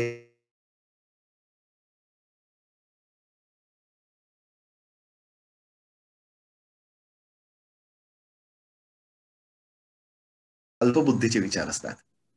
आणि मात्र त्या ज्याच्याकडून जागा घेतली होती त्याला ते 1 लाख रुपये द्यायचे होते. आता प्रश्न हा पडला की 50,000 रुपये देऊन चुकलो आणि त्या काळामध्ये 1 लाख रुपयाची किंमत काही कमी नव्हती. कदाचित आजच्या काळाचे ते 10 लाख तरी म्हणता येईल की 15 लाख म्हणता येईल. त्या काळामध्ये 1 लाख रुपये खूप महत्वाचे होते. आता काय करायचं? आपल्या भक्तांचे पैसे होते. शेवटी महाराजांना कळकळून प्रार्थना केली की बाबा हा प्रश्न, आम्ही खूप वयाने लहान आहोत, आमच्या मागे तसे पाठीशी तुमच्याशिवाय कोणी नाही आहे, तर हा प्रश्न कसा काय सोडवायचा. आणि इतकं आश्चर्य की ज्या माणसाकडून आम्ही जमीन घेतली होती तो माणूस कुठल्या तरी फ्रॉडमध्ये पकडला गेला आणि फ्रॉडमध्ये पकडल्या गेल्यामुळे त्याला शिक्षा झाली आणि त्याला 1 वर्षासाठी तुरुंगामध्ये टाकून देण्यात आलं. त्याला तुरुंगात टाकलं म्हणजे आमच्या डोक्याला खूप शांतता झाली की आता तो पैसे तर मागणार नाही म्हणून. त्याला तुरुंगात टाकलं म्हणजे आम्हाला वाईट वाटलं की ज्यांनी जागा दिली त्याला नको, पण ठीक आहे, त्याचे कर्म, त्यांनी काही खोटं केलं होतं म्हणून तो ते होतं. पण आम्ही निश्चिंत झालो की आता तो पैसे मागणार नाही. आता त्याला तुरुंगात टाकलं, आता ती जमीनचे अमुक कागद तर त्यांनी आम्हाला देऊन दिले होते. आता त्या जागेवर आम्ही विचार केला की महाराजांचं छानपैकी मंदिर उभं करायचं म्हणून. मंदिरासाठी, ती जागेसाठी भूमिपूजनाचा दिवस नक्की केला. आणि स्वामीनारायण संप्रदायातले खूप मोठे संत स्वामी पुरुषोत्तम दासजी महाराज विश्व हिंदू परिषदेचे खूप मोठे कार्यकर्ते होते. त्यांना त्या कार्यक्रमाच्या भूमिपूजनासाठी तारीख नक्की केली म्हणून. आता 2 दिवसानंतर हा कार्यक्रम, आम्ही प्लॉट पूर्ण तयार. काय होतं, ती जमीन शेतीची जमीन होती, म्हणजे त्या जमिनीमध्ये खूप बाभळीचे झाड वगैरे होते, काटे वगैरे खूप होते तिथे. आता झालं असं की भूमिपूजन करायचं म्हणजे ती जागा सगळी साफ करावं लागेल आणि एवढे मोठे संत येणार म्हणजे तिथे सगळी व्यवस्था करायची. तो दिवस रविवारचा ठरवला होता आणि आश्चर्य असं की शुक्रवारपासून भयंकर अहमदाबादमध्ये पाऊस सुरू झाला. इतका पाऊस की लोकांच्या घरात पाणी शिरायला लागलं. आता या स्थितीमध्ये तो पूर्ण प्लॉट होता महाराजांचा, तो पूर्ण पाण्यामध्ये बुडला होता. शुक्रवारचा दिवस तसाच गेला. शनिवारी विचार केला की नाही, भूमिपूजन तर रविवारीच करूया. माझे मित्र वगैरे म्हणाले की आपण कसे काय भूमिपूजन करू शकणार, प्लॉटमध्ये पूर्ण पाणी भरलेलं आहे. अरे म्हटलं काही होत नाही, ते महाराज करतील म्हणून. आणि आम्ही प्रयत्न असा केला की एक जागा, कारण की रोड टच तो प्लॉट होता, तर आपण एक काम करू, एक जागा आपण थोडीशी स्वच्छ करून टाकू. चिखल झाला होता तिथे, पण म्हटलं पाणी सगळं काढून टाकू. आणि तो दिवस खूप चांगला दिवस होता भूमिपूजनाचा. हा दिवस काही जाऊ देऊ नका आणि महाराजजींना आपण आणूया म्हणून. पण आम्ही जाऊन पाहिलं तर त्या याच्यामध्ये कमरे इतकं पाणी. आता कमरे इतक्या पाणीमध्ये परिस्थिती, भूमिपूजन कसं होणार. पण ठरवलं होतं की नाही महाराज, तुम्ही सहाय करा, आणि आपल्याला सहाय करा ही सांगायची गरजच पडत नाही. फक्त ते कसोटी करत असतात, परीक्षा करत असतात, फक्त पाहतात की आपला साधक काय करू शकतो, आपलं भक्त काय करू शकतो म्हणून. आणि आम्ही 4-5 मित्र तिथून पाणी काढायची सुरुवात केली. आम्ही असा विचार केला की एक छोटीशी जागा कोरडी करून टाकूया, पूर्ण प्लॉटला काहीच करू नये, जिथे आपल्याला भूमिपूजन करायचं आहे तेवढा भाग आपण. आम्ही सकाळी 7 वाजतापासून 4-5 मित्र कामाला लागलो आणि बाल्टीने पाणी घेऊन दुसरीकडे फेकत गेलो. हे आम्ही सकाळी 7 वाजता सुरू केलं तर 11 वाजतापर्यंत कमसे कम 1200-1300 बाल्ट्या पाणी आम्ही तिथून काढून दुसऱ्या साईडच्या भागाला फेकत होतो. काय माहित बाबांना काय आमची दया आली असेल, कारण की माऊली पण आहे, वडील पण आहे, गुरु पण आहे, परमेश्वर पण आहे. त्यांना काय आमच्यावर आली. आणि 12-12:30 नंतर भयंकर ऊन पडलं. इतकं ऊन पडलं की जिथे पहिले कमरे इतकं पाणी होतं ते हळूहळू सुकत, आणि जो भाग आम्ही कोरडा केला होता तो भाग संध्याकाळी 4 वाजतापर्यंत नुसता एकदम कोरडा होऊन गेला. महाराजांच्या पोथीमध्ये आपण माहित आहे की महाराजांनी पावसाचे लक्षण आपल्या भक्तांना सांगितले होते. आम्हाला त्याचा विपरीत संकेत करून दिला आणि इतकं ऊन आलं. आणि ते ऊन आल्यानंतर दुसऱ्या दिवशी महाराजांचा खूप थाटामध्ये भूमिपूजनाचा कार्यक्रम झाला. असे हे महाराज आपल्या साधकांच्या, भक्तांच्या नेहमी पाठीशी असतात. फक्त त्याच्यासाठी ते जे कसोटी करतात त्या कसोटीमध्ये आपण त्यांना सोबत घेऊन, त्यांच्यावर अखंड श्रद्धा ठेवून ते कार्य केले, ते नक्कीच आपले कार्य पार करतात. आता त्या जागेवर काय झालं की महाराजांचं मंदिर बांधण्याची सुरुवात झाली. खूप अनुभव आहे महाराजांचे. जर मंदिराचे अनुभव मी तुम्हाला सांगायला बसलो तर कदाचित 3 तास पण कमी पडेल. पण मी मुख्य अनुभव जे आपल्याला प्रेरणादायी आहे ते सांगायला मी प्रयत्न करेन. मग महाराजांच्या मूर्त्या आम्ही जयपूरवरून तयार केल्या. महाराजांना एकटं नव्हतं बसायचं पुन्हा. महाराजांच्या सोबत स्वामी समर्थ महाराज, साईनाथ महाराज आणि दत्त महाराज पण बसले. अहो, तुम्हाला आश्चर्य सांगतो की महाराजांचं बांधकामाचं कार्य सुरू केलं. आमच्या मंदिरामध्ये एक 8 फुटाचा नाग येत होता. पहिल्याच दिवशी जेव्हा बांधकाम सुरू केलं 8 फुटाचा नाग येत होता. आम्हाला ते कारीगर लोक म्हणाले की सर, आम्ही इथे काम नाही करू शकत म्हणून, कारण की हा नाग इथे येतोय. आम्ही त्यांना एकच विनंती केली की आपण एक काम करा, त्याला काहीच करायचं नाही, आपण त्याच्या जागेमध्ये आले असो, बघतो मी काहीतरी याचा उपाय शोधतो म्हणून. आणि मग आमच्या इथे जयराम भटजी म्हणून खूप मोठे कर्मकांडी गुरुजी होते. त्यांना मी विचारलं की आजोबा काय करायचं याच्यासाठी म्हणून. त्यांनी मला एक सांगितलं की तुम्ही सांगा की जास्ती तुम्ही दर्शन देऊ नका, आम्ही तुमची इथे स्थापना करू म्हणून. आणि म्हणूनच आमच्या मंदिरामध्ये आम्ही नागेश्वर महादेवची स्थापना पण केली आहे. आणि त्याच्याचमुळे त्यानंतर फक्त जेव्हा मंदिराचा कळश ठेवण्यात आला त्या दिवशी त्यांनी दर्शन दिलं, त्याच्यानंतर ते कधीच आले नाही म्हणून. आणि आम्ही आमच्या डोळ्यांनी ते पाहिलेले सुद्धा आहे म्हणून. तर नागदेवताची पण महाराजांच्या कृपेने आम्हाला दर्शन घडले होते. आता मंदिर बांधताना खूप अनुभव आले. पैसे ठरवलं होते की मंदिराचं बांधकामाच्या वेळेला कुणाकडून काही पैसा घ्यायचा नाही, मात्र ज्यांनी जे दिलं ते प्रेमाने स्वीकारायचं, पण मागायचे मात्र कोणाजवळच नाही म्हणून. आणि तसं करता करता मंदिर उभं झालं. मंदिर झाल्यानंतर महाराजांची स्थापनेचा वेळ आला. आता सगळ्या मूर्त्या जयपूरवरून ऑर्डर दिला होता, मूर्त्या घेण्यासाठी गेलो. आता जयपूर पासून अहमदाबादचा म्हणजे 12-1 तासाचा प्रवास आहे म्हणून आम्ही संध्याकाळी 7-8 वाजता तिथून निघणार होतो.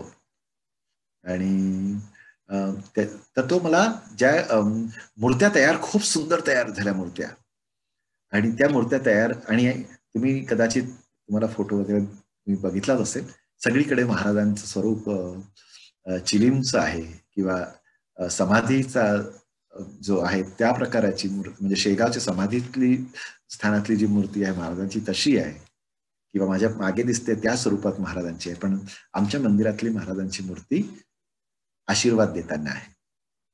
आणि ती पण महाराजांनी, कारण की काय होतं, आमच्या मंदिरामध्ये हे तिन्ही बसणार होते ना, स्वामी बसणार होते, बाबा बसणार होते, साईनाथ बसणार होते. या तिघांच्या मूर्त्या बरोबर त्या दिसल्या पाहिजे म्हणून महाराजांनी ते घडवून घेतलं होतं. आणि त्या मूर्त्या तयार झाल्या आणि त्या मूर्त्या घेऊन आम्ही अहमदाबादला यायचं. तर असं घडलं की तो गाडीचा ड्रायव्हर मला म्हणाला की सर, आपल्याला जिथे त्या काळामध्ये पहिले ऑक्ट्रॉय वगैरे भरावं लागत होते म्हणून, आणि त्या ऑक्ट्रॉय भरण्यासाठी गाडी 3-1 तास तिथे रांगेत उभं राहावं लागेल. तुम्ही अहमदाबादच्या लोकांना सांगा की 12 तास, म्हणजे 8 वाजता गाडी झाली, सकाळी 8 वाजतापर्यंत 12 तास ते लागेल, आणि 3-4 तास तुम्हाला ऑक्ट्रॉयच्या तिथे थांबावं लागेल म्हणून. तर दुपारी 12 वाजतापर्यंत अहमदाबादला मूर्त्या पोचतील म्हणून. ठीक आहे, काही हरकत नाही. आणि जशी आम्ही जयपूरवरून गाडी काढली, ऑक्ट्रॉय नाका आला, आणि आश्चर्य हे की त्या माणसाने ऑक्ट्रॉयचा गेट आमच्यासाठी उघडून टाकला एकदम. तो माणूस बोलत, त्यांनी आम्हाला सांगितलं गाडी जाने दो करून आमची गाडी जाऊ दिली. त्यांनी आमचा ऑक्ट्रॉय पण घेतला नाही, आणि आमची गाडी, अच्छा, आमच्या शेजारची जी लाईन होती ती खूप लांबपर्यंत लाईन होती, त्या लाईनीतले सगळे लोक थांबलेले होते. आमची गाडी त्यांनी, काय माहित काय होतं की काहीच ऑक्ट्रॉय पण नाही घेतला, आणि ती गाडी आमची सरळ जाऊ दिली. तो गाडीतला ड्रायव्हर मला विचारतो की सर, ये गाड़ी में किसकी मूर्ति है इसे? मैंने बोला क्या बताऊं आपको किसकी मूर्ति है इसे? ये जो ब्रह्मांड के नायक है ना, उनकी मूर्ति है साहब. मैं इतने जगह पे सब भगवान की मूर्तियां जयपुर से लेके जाता हूँ, लेकिन मेरे जिंदगी में तो ये पहला ही अनुभव हो रहा है कि ये ऑक्ट्रॉय वाले ने रुका ही नहीं, तो 3-4 घंटे तो यहाँ ही चले जाते. आणि बरोबर आम्ही दुपारी 12 वाजता अहमदाबादला पोहोचणार आहे, आम्ही सकाळी 8 वाजता अहमदाबादला पोहोचून गेलो म्हणून. सगळ्यांना खूप आश्चर्य वाटत होतं की तुम्ही 12 वाजता येणार होते. महाराजांचं खूप थाटात स्वागत वगैरे झालं. महाराजांचं मंदिर उभारलं गेलं होतं आणि आता महाराजांची प्राणप्रतिष्ठेचा दिवस आला. आता प्राणप्रतिष्ठेच्या वेळेस काय झालं की मुंबईवरूनच आम्ही सगळी हे गुरुजींना बोलवलं होतं स्थापनेसाठी आणि खूप अनुभव आहे, त्याचे पण खूप अनुभव आहे. पण मुख्य अनुभव तुम्हाला सांगतो की 3 दिवसाची स्थापना होती. आम्ही महाराजांच्या अभिषेकाकरता स्नानासाठी भारतातल्या जितक्या झाला तितक्या मॅक्झिमम नदीचे पाणी आणले होते. इव्हन कैलास मानसरोवर पासून पाणी आम्हाला मिळालं होतं महाराजांच्या स्नानासाठी. इतकी तयारी केली होती. म्हणून मंदिर फार मोठं नव्हतं, फक्त आम्ही एकच गोष्ट ठरवली होती की महाराजांच्या पूजेमध्ये आणि महाराजांची स्थापनेमध्ये काहीही बाकी नाही राहिलं पाहिजे. जसं प्रयत्न झाला तर सगळं करूया म्हणून. आणि पूर्ण अहमदाबाद शहरामध्ये महाराजांच्या मूर्तींचं आम्ही छानपैकी मिरवणूक काढली. एक एक मूर्तीचं वजन कमसे कम 350 ते 400 किलो मूर्तीचं वजन पण आहे म्हणून. पण त्या छान आयसर सजवली, त्याच्यात त्या मूर्त्या ठेवल्या आणि पूर्ण अहमदाबादमध्ये इथे तिथे महाराजांचे भक्त आहेत तिथे थांबवून त्यांची खूप सुंदर स्वागत झालं. आणि त्या मूर्त्या सकाळी निघून रात्री मंदिरात आल्या. 3 दिवस सलग महाराजांची प्राणप्रतिष्ठेचा सोहळा होता. खूप भक्त लोक आले होते त्या कार्यक्रमात. आता काय झालं की महाराजांची स्थापनाच्या वेळेस तिसऱ्या दिवशी बरोबर संध्याकाळी 5 वाजता महाराजांना स्थानोपन्न करायचं होतं म्हणून. तर सगळ्यात पहिले सगळी पूजा वगैरे आटोपल्यानंतर आमच्या 3 महाराजांच्या वरच्या स्टेजवर दत्त महाराज आहे म्हणून. तर सगळ्यात पहिले दत्त महाराजांना वरती घेतलं. त्यांची स्थापना झाल्यानंतर आता 3 मूर्त्यामध्ये पहिले स्वामी समर्थ महाराज आहे, मग गजानन बाबा आहे आणि मग साईनाथ महाराज आहे. म्हणून सगळ्यात पहिले सुरुवात स्वामी समर्थांनी होत होती म्हणून आम्ही स्वामी समर्थ महाराजांची मूर्ती उचलण्यासाठी प्रयत्न केला. आता प्रश्न हा की ज्या मूर्तीला 2 दिवसा अगोदर आम्ही त्यांची शहरामध्ये पूर्ण मिरवणूक काढली तेव्हा ती मूर्ती उचलल्या गेली. 2 दिवस त्यांना स्नानासाठी मोठ्या मोठ्या भांड्यामध्ये ठेवण्यात आलं तेव्हा ती मूर्ती उचलल्या गेली. पण बरोबर आता त्यांची स्थापना व्हायचा वेळ आला पण स्वामींची मूर्ती काही केल्या एक तिळभर पण हालत नव्हती. ही अगदी सनातन सत्य गोष्ट आहे. या काळात पण महाराजांचा किती मोठा दिव्य अनुभव म्हटला जाईल. काही प्रयत्न केला पण स्वामींची मूर्ती तिळभर हाले ना. आम्ही 5 माणसं 10 माणसं 15 माणसं 25 माणसापर्यंत प्रयत्न केला पण काही केला स्वामींची मूर्ती काही हालत नव्हती. मग आम्ही सगळ्यांनी स्वामींना साष्टांग दंडवत नमस्कार केला. बाबा आमच्यानी काही चूक झाली असेल तर क्षमा करा, आपण आपल्या स्थानावर या म्हणून. काही पूजेत चूक झाली असेल तर क्षमा मागतोय. आमच्या काही या सोहळ्यामध्ये आमच्यानी काही राहून गेले असेल तर क्षमा करा. तरी पण मूर्ती काही केल्या हाले ना. एवढ्यात मंदिरात एक आजोबा आले. ते आजोबा काय म्हणतात, अहो मूर्ती कशी काय हालणार, तुम्ही गजानन महाराजांचं मंदिर बांधताय ना, सगळ्यात पहिले गजानन महाराजांना स्टेजवर घ्या म्हणून. ठीक आहे, आम्ही तो पण प्रयत्न करून पाहू. मग आम्ही गजानन महाराजांना घेतलं, बाबांना त्यांना स्थानावर ठेवलं.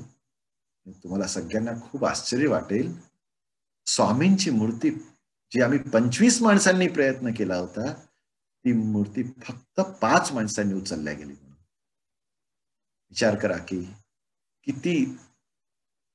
किती दिव्य अनुभव आहे या काळातला हा दिव्य अनुभव की महाराज आपल्या हे सगळे एकच आहे, हे गुरुतत्व एकच आहे. आमच्यासोबत पुन्हा एक मंदिरात याच्याशीच कनेक्टेड एका भक्तांनी असं सांगितलं होतं की शैलेश भाऊ मला गजानन महाराजांच्या चांदीच्या पादुका बनवायच्या आहे म्हणून. तर म्हटलं ठीक आहे बन. आम्ही महाराजांच्या ज्या मूर्त्या आणल्या ना त्याच्यासोबत मार्बलच्या पादुका आणल्या होत्या आणि त्याच्यावरच आम्हाला चांदीचं कोटिंग करून घ्यायचं होतं. 1 महिन्यापर्यंत मी सगळ्या वेगळ्या वेगळ्या सोनारांजवळ फिरलो. कोणी सोनार मला एकाने ठेवल्या 15 दिवसांनी परत केला की सर माझ्यानी होत नाही. दुसऱ्याने ठेवल्या 5 दिवसांनी परत केल्या नाही होत म्हणून. ठीक आहे आता फक्त प्राणप्रतिष्ठेचे 4-5 दिवसच बाकी होते. म्हटलं राहू दे, आता काही आपण काही करू नये, कारण की नाही होत आहे स्थापना. तर आपण फक्त महाराजांची एकच पादुका होती, म्हणजे त्यालाच चांदीचं कोटिंग करायचं होतं. आणि त्या भक्तांनी ते सांगितलं होतं. त्या भक्तांनी मला पुन्हा त्या दिवशी फोन करून विचारलं. म्हटलं नाही, शक्य नाही आहे. आज सगळीकडून पादुका परत आली आहे. महाराजांची पादुका चांदीची कोटिंग नाही होऊ शकत. आपण महाराजांची स्थापना झाल्यानंतर करूया. त्या काय म्हणाल्या माहित आहे की अहो, मला एक नाही, मला तर खरं म्हणजे चारी, म्हणजे तिन्ही संतांची आणि दत्त महाराजांची चारी पादुका चांदीच्या करायच्या होत्या म्हणून. आता आम्ही तिथून आणताना तिन्ही संतांच्या पादुका मार्बलच्या तर आणल्याच होत्या. आता झालं असं की मी म्हटलं आता एकच तर महाराजांची पादुका चांदीची कोटिंगची करून देत नाही आहे, तर मग आता तीनचा तर प्रश्नच नाही येत आहे. म्हणून स्थापनेच्या 2-3 दिवसा अगोदर आम्ही बाजारात गेलो. तिथे एक साई ज्वेलर्स म्हणून लिहिलं होतं. तिथे आमच्या ह्या पादुका आमच्या एका माणसाने आम्हाला आणून परत केल्या की साहेब, हे पादुका नाही होऊ शकत. आम्ही ठीक आहे, तुम्हाला इथे पोहोचवून दे, मी जाताना घरी घेऊन जातो म्हणून. आम्ही तिथे गेलो तर तो सोनार मला विचारतो, सर इसमें क्या है म्हणून. तर मी म्हटलं अरे बाबा, इसमें ऐसे ऐसे पादुका है. तो बोले ये आप लेके क्यों घूम रहे हो. म्हटलं की इसके चांदी का कोटिंग करवाना था, लेकिन नहीं हुआ. 1 महीने से हम ट्राई करते थे, एक का भी नहीं हुआ, तो ये तो 3-3 पादुका है, कैसे होगा. तो काय म्हणतो, त्या दुकानाचं नाव साई ज्वेलर्स होतं. तो काय म्हणतो की सर एक काम करो, ये पादुका हमको दे दो, हम आपको 24 घंटे में बना के दे देते हैं. मी म्हटलं भैया, एक पादुका 1 महीने में नहीं हुई तो 3 पादुका कैसे हो सकती है, हो ही नहीं सकती. अरे साहब दीजिए तो सही, जैसे आज आप वापस लेके जाते हैं तो कल नहीं हुई तो कल वापस लेके जाना, मैं आपके मंदिर में आके पहुंचा दूंगा. ओळखीचा होता. ठीक आहे. आणि त्याच्यावर विश्वास ठेवला आणि दिला. आश्चर्य की स्थापनेची पूजा सुरू व्हायच्या आदल्या दिवशी रात्री तो सगळ्या पादुका चांदीच्या कोटिंगच्या तयार करून आम्हाला देऊन गेला. म्हणजे हा अनुभव सांगायच्या मागेचा मुख्य उद्देश एक आहे की महाराजांनी ते सगळं करून घेतलं की माझ्या एकट्याचं काही नाही करायचं, करायचं तर सगळ्यांचं बरोबर करायचं. स्वामींनी ते पण दाखवलं की महाराजांचं मंदिर आहे, तिथे जा, गुरुतत्व एक आहे आणि स्वरूप मात्र भिन्न असून ते कार्य तर एकच करून राहिलंय म्हणून. आणि त्याची ती अनुभूती आम्हाला मंदिरातून आली. आता काय झालं होतं की जेव्हा आपण मनापासून हे सगळं करत असतो ना, तेव्हा थोडी परीक्षा पण असते आपली. आता काय व्हायचं की महाराजांची आम्ही दरवर्षी जो प्रगट दिन उत्सव साजरा करायचो, तेव्हा आमच्या घरूनच महाराजांची पालखी निघायची आणि अगोदरपासून खूप तयारी की बँड वगैरे राहायचा आणि ती पालखी बैलगाडीमध्ये महाराजांची मिरवणूक वगैरे काढायचं, हा आमचा उपक्रम होता.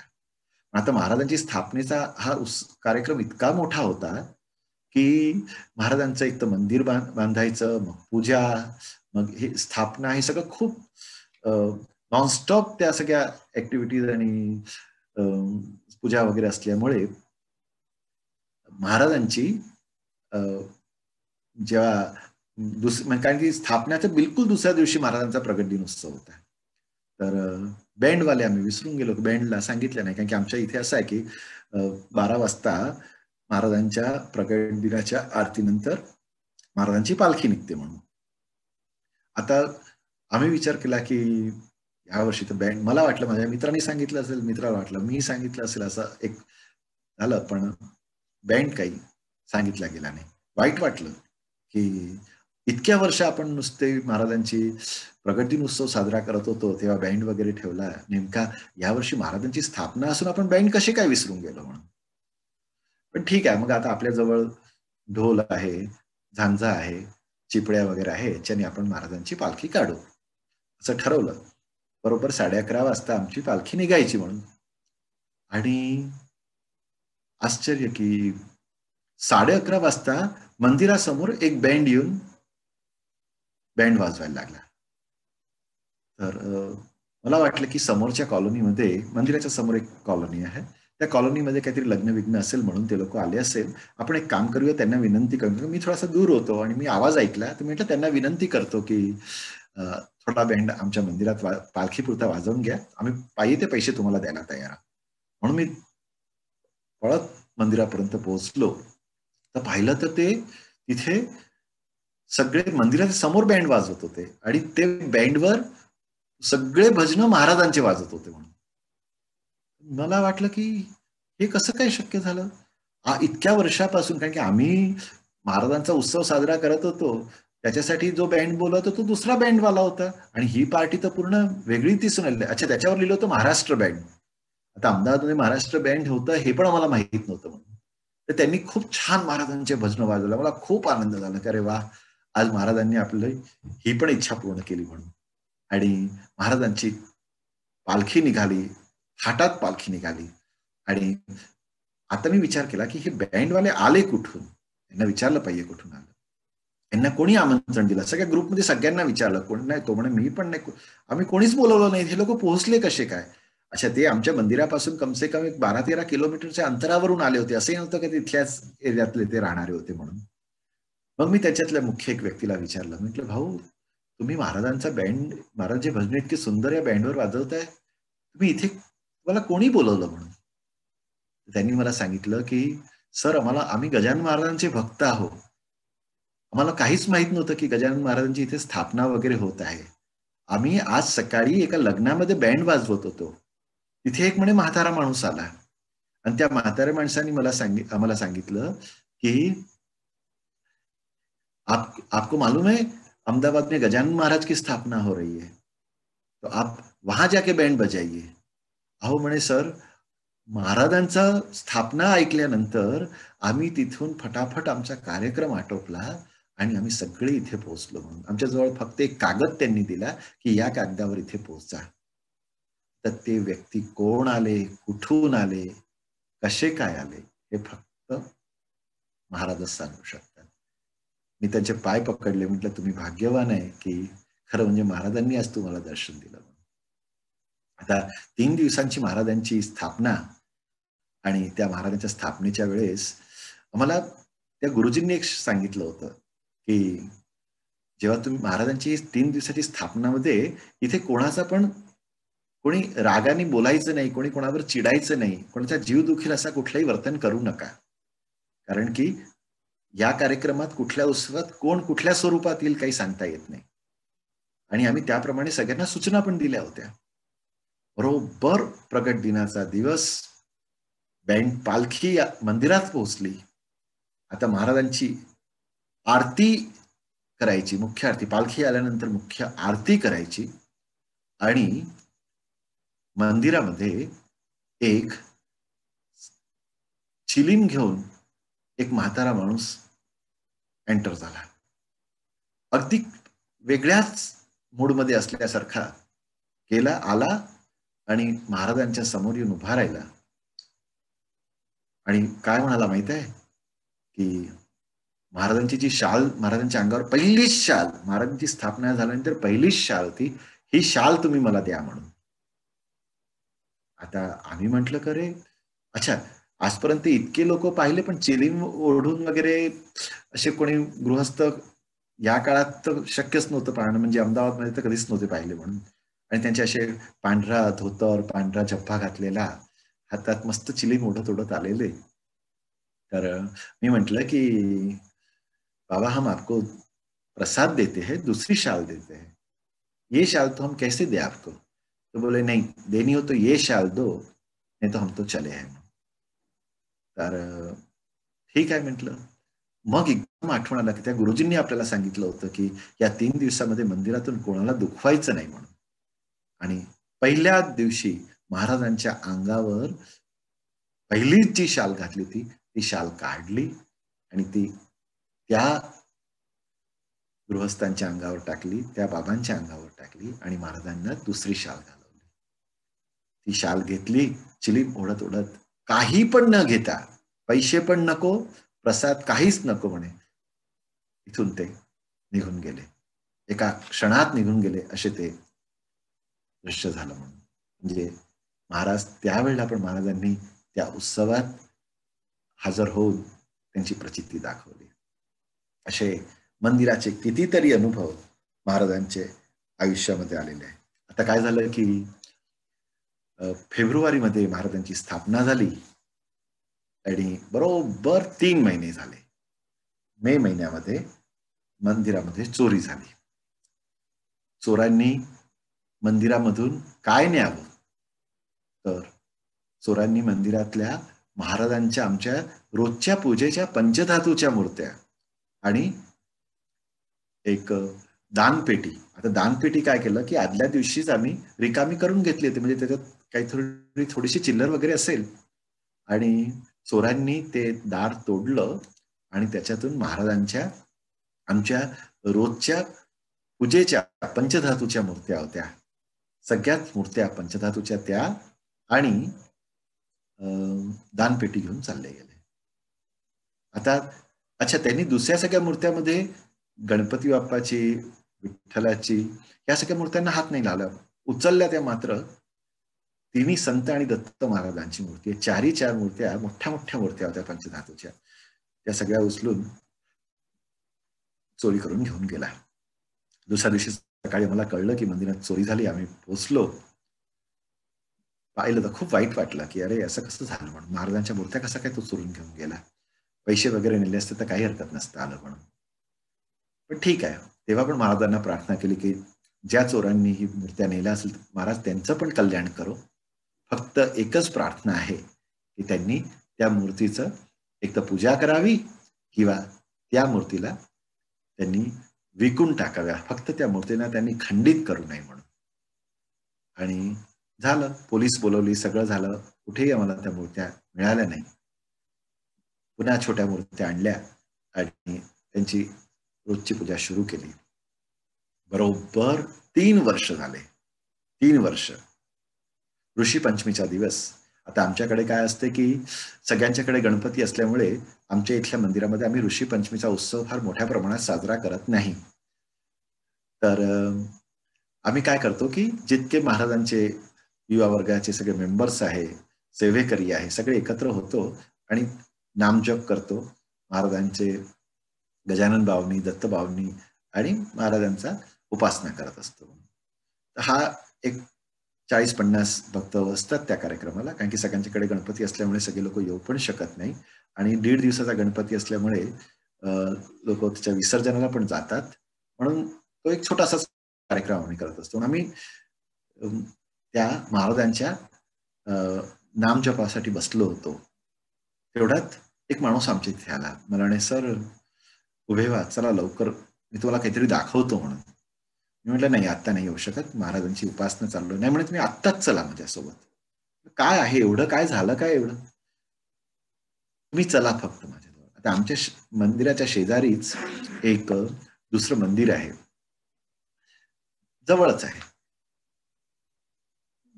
इच्छा नव्हती की साधना की उपासना सोडून जायची इच्छा नव्हती, तरी त्या माणसांनी म्हटलं म्हणून मी गेलो आणि पाहिलं तर इतकं आश्चर्य की तो चोर येऊन सगळ्या मूर्त्या पुन्हा सोडून चालला गेला. त्यांनी पाहिलं असेल या मंदिरात येण्यासाठी प्रयत्न, पण आम्ही सगळे बसलो होतो म्हणून त्यांनी काही ती हिंमत केली नाही. पण शेजारच्या मंदिरात येऊन त्या सगळ्याच मूर्त्या जो चोरून घेऊन गेला होता त्या सगळ्या मूर्त्या तो पुन्हा परत सोडून गेला. त्या मूर्त्या पाहिल्या आणि डोळ्यातून अश्रू व्हायला लागले की अरे बापरे, महाराजांनी ही किती मोठी कृपा केली आपल्यावर. त्या मूर्त्यांना पुन्हा वाजत गाजत थाटात आणलं, आणि ते पण ऋषी पंचमीच्या दिवशी. दुसरा कुठला दिवस धरला असता तरी गोष्ट ठीक होती, पण त्या दिवशी असं वाटलं की बाबा आमची एक एक उपासना, आमची एक एक साधना, आमचा नामजप तुमच्यापर्यंत नक्की पोहोचतोय म्हणून. तुम्ही किती अनंत कृपा, अखंड कृपा आहे तुमची. आणि मग महाराजांचे मूर्तीला ते तिथून वाजत गाजत आणलं आणि त्यांची प्राणप्रतिष्ठा केली. असे कितीतरी अनुभव महाराजांचे मंदिरातले अनुभव झाले. आता ह्याच अनुभवासोबत एक दिव्य अनुभव महाराजांनी जो करून घेतला, तो आपण जेव्हा महाराजांचं किंवा सद्गुरूंचं कार्य करतो तेव्हा ते आपल्याला कुठल्या स्थानावर घेऊन जातात ज्याची आपण कधी कल्पना पण करू शकत नाही, आणि किती आपल्याकडे लक्ष देतात. गुरु ब्रह्मा गुरु विष्णू गुरुदेव महेश्वरा गुरु साक्षात परब्रह्म तस्मै श्री गुरुवे नमः. हा श्लोक आपल्याला सगळ्यांना माहित आहे, तो ब्रह्मा पण आहे, विष्णू पण आहे, शिव पण आहे, आई पण आहे, बाप पण आहे, मित्र पण आहे, सर्वस्व आहे आपलं. किती लहान लहान गोष्टीची आपली काळजी घेत असतात. आणि तसाच एक अनुभव मला, जो ज्याची मी कधी आयुष्यात विचार पण नव्हता केला की असं काही होऊ शकतं म्हणून, तो अनुभव सांगतो मी तुम्हाला. की अमेरिकेला सॅन होजेला शिवदुर्गा टेम्पल, तिथे महाराजांचे सगळे छान भक्त, या सगळ्या भक्तांनी नक्की केलं की महाराजांची स्थापना झाली पाहिजे म्हणून. खरं तर या ओम श्री गजानन गुंजन परिवारातलेच जे सदस्य आहे, जसे की कळस, हे सगळे माझे भाऊ आहे, गुरुबंधू आहे माझे सगळे. जगदीश देशमुख, प्रकाश रानडे माझा भाऊ, जगदीश कुलकर्णी, लक्ष्मीदासजी, अमितजी, प्रवीणजी, हे सगळे माझे गुरुबंधू. अहो, या गुरुबंधूंची, प्रकाश तर माझा मित्र तरी होता, पण हे सगळ्या गुरुबंधूंची माझी भेट कशी होणार होती? या सगळ्यांची भेट होण्यासाठी आणि एक सुंदर कार्य महाराजांनी माझ्या हातात दिलं. एक दिवस अमेरिकेतून, कॅलिफोर्नियातून माझ्यावर माझे मित्र प्रकाश रानडे यांचा फोन आला. त्याच्यात सगळेच ते सदस्य एकत्र झाले असतील. त्या लोकांनी नक्की केलं की महाराजांची सॅन होजेमध्ये स्थापना करायची आहे. कारण की मी प्रकाश रानडेलाच ओळखत होतो, दुसऱ्या कोणाला तर ओळखत नव्हतो. तर त्यांनी मला म्हटलं की शैलेश, आम्ही मंदिराच्या बाबतीत थोडी माहिती द्या. मी मंदिराची त्यांना माहिती दिली. मूर्ती कुठे बनवली, तू आम्हाला थोडंसं हेल्प करशील का? म्हटलं, अरे महाराजांसाठी 24 तास पण माझ्यासाठी कमी आहे. कुठलंही महाराजांचं कार्य कोणी मला केव्हाही सांगितलं, मी करायला तयार आहोत. कारण की त्याच्यासाठी मी स्वतःला खूप भाग्यवान समजतो की आपल्याला आपल्या गुरूंची सेवा करायला मिळते म्हणून. आणि त्याच्या फोनवरून म्हणे, महाराजांची जी शेगाव संस्थानाची मूर्ती आहे तशीच मूर्ती आपल्याला बनवायची आहे म्हणून. त्याच्यात हे सगळेच जोडल्या गेले होते. कळस, जगदीश कुलकर्णी, ह्या लोकांनी पहिले अमेरिकेत जे गजानन महाराजांचं नाम जपाचं एक खूप सुंदर उपक्रम सुरू केला होता. जे सगळेच त्याच्यात, ओमकार पाटणे पण होते. पुष्कळ सगळ्यांच्या भक्तांची तर नाव मला माहीत नाही आहे, पण ज्यांच्या वैयक्तिक संपर्कात मी आलो होतो त्या लोकांचीच मी तुम्हाला माहिती देऊ शकतो. तर या सगळ्यांनी एक सुंदर हा उपक्रम सुरू केला होता की नाम जपाचा. त्याच्यात या विश्व गजानन गुंजन संस्थेमध्ये जोडलेले कितीतरी भक्त, कितीतरी साधक, ज्यांचे नाव मला माहीत नाही, पण ते पण खूप चांगले एकत्र होऊन त्यांनी हा उपक्रम सुरू केला असेल. म्हणूनच हे आज वक्तव्य देण्याचा मला सुअवसर की लाभ मिळालेला आहे म्हणून. तर मला हे कार्य देण्यात आलं की आम्हाला अमेरिकेत कॅलिफोर्नियाला मध्ये महाराजांची स्थापना करायची आहे. तर जयपूरवरून मूर्ती पाठव, होईल का, जमेल का? म्हटलं, हो, का नाही होणार, नक्की प्रयत्न करू. मग जयपूरला गेलो. जयपूरला जाऊन महाराजांच्या मूर्तीसाठी, आता आम्ही जिथे मूर्ती बनवली होती तिथे पाहिलं तर तिथे आम्हाला जसा पाहिजे तशा मूर्त्या नव्हत्या, कारण की तो थोडासा काळ पण बदलला होता. तर जयपूरमध्ये खूप फिरलो सगळीकडे की महाराजांची मूर्ती. त्याच्यात एक राकेश मूर्ती भंडार म्हणून, त्याच्यापर्यंत पोहोचलो. तिथे गेल्यानंतर महाराजांच्या 4-5 प्रकारच्या मूर्त्या तिथे आम्हाला दिसल्या. तो पुष्कळशा महाराजांच्याच मूर्त्या तयार करत असतो म्हणून. तर त्याला मूर्तीसाठी ऑर्डर दिला. त्याच्याशी कॉन्फरन्स कॉल करून या भक्तांशी सगळ्यांशी बोलून पण घेतलं आणि मूर्ती तयार करण्याचं काम सुरू झालं म्हणून.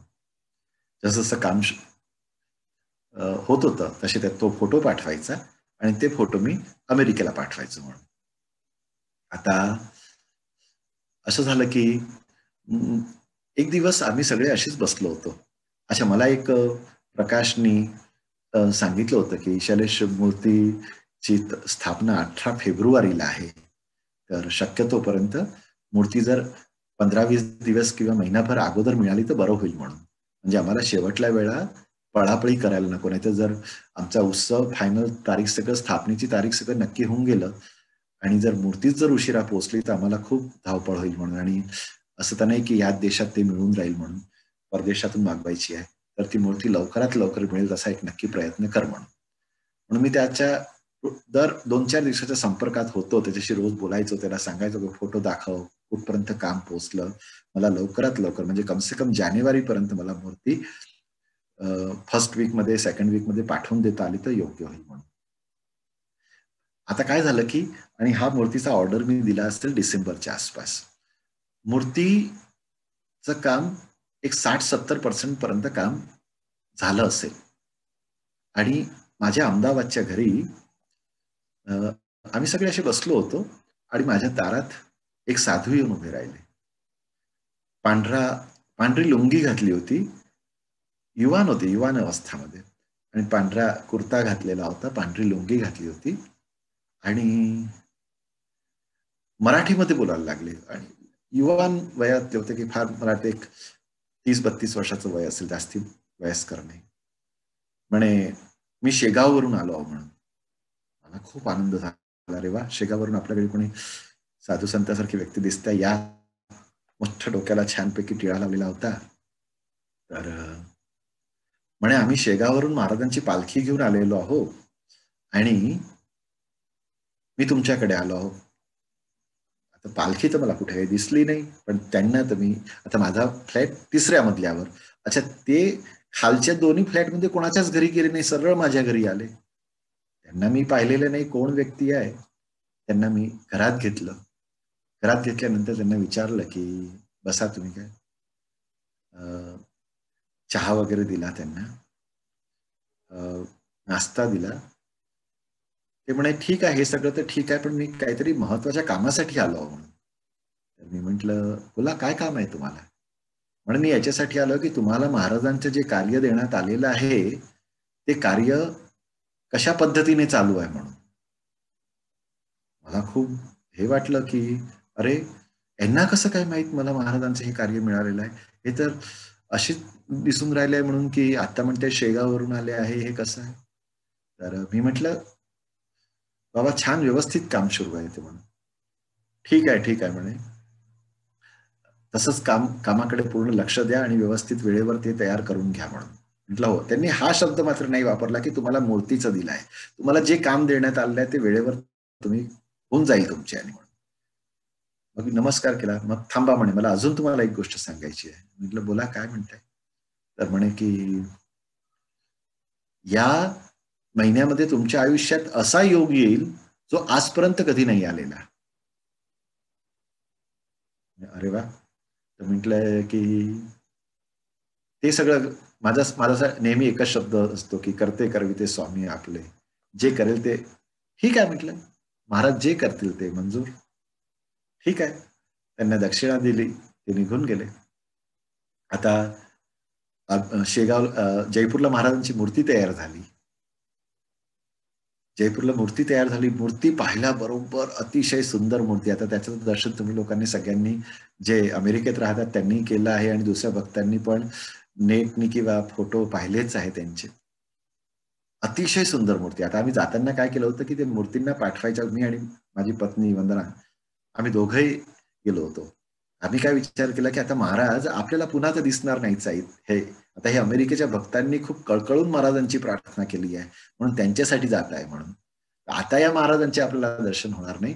त्याला मी सांगितलं की आता ती मूर्ती पाठवायच्या दिवशी आम्ही येऊ आणि ही मूर्ती आम्ही आमच्या समोरच पॅक करू म्हणून. झालं.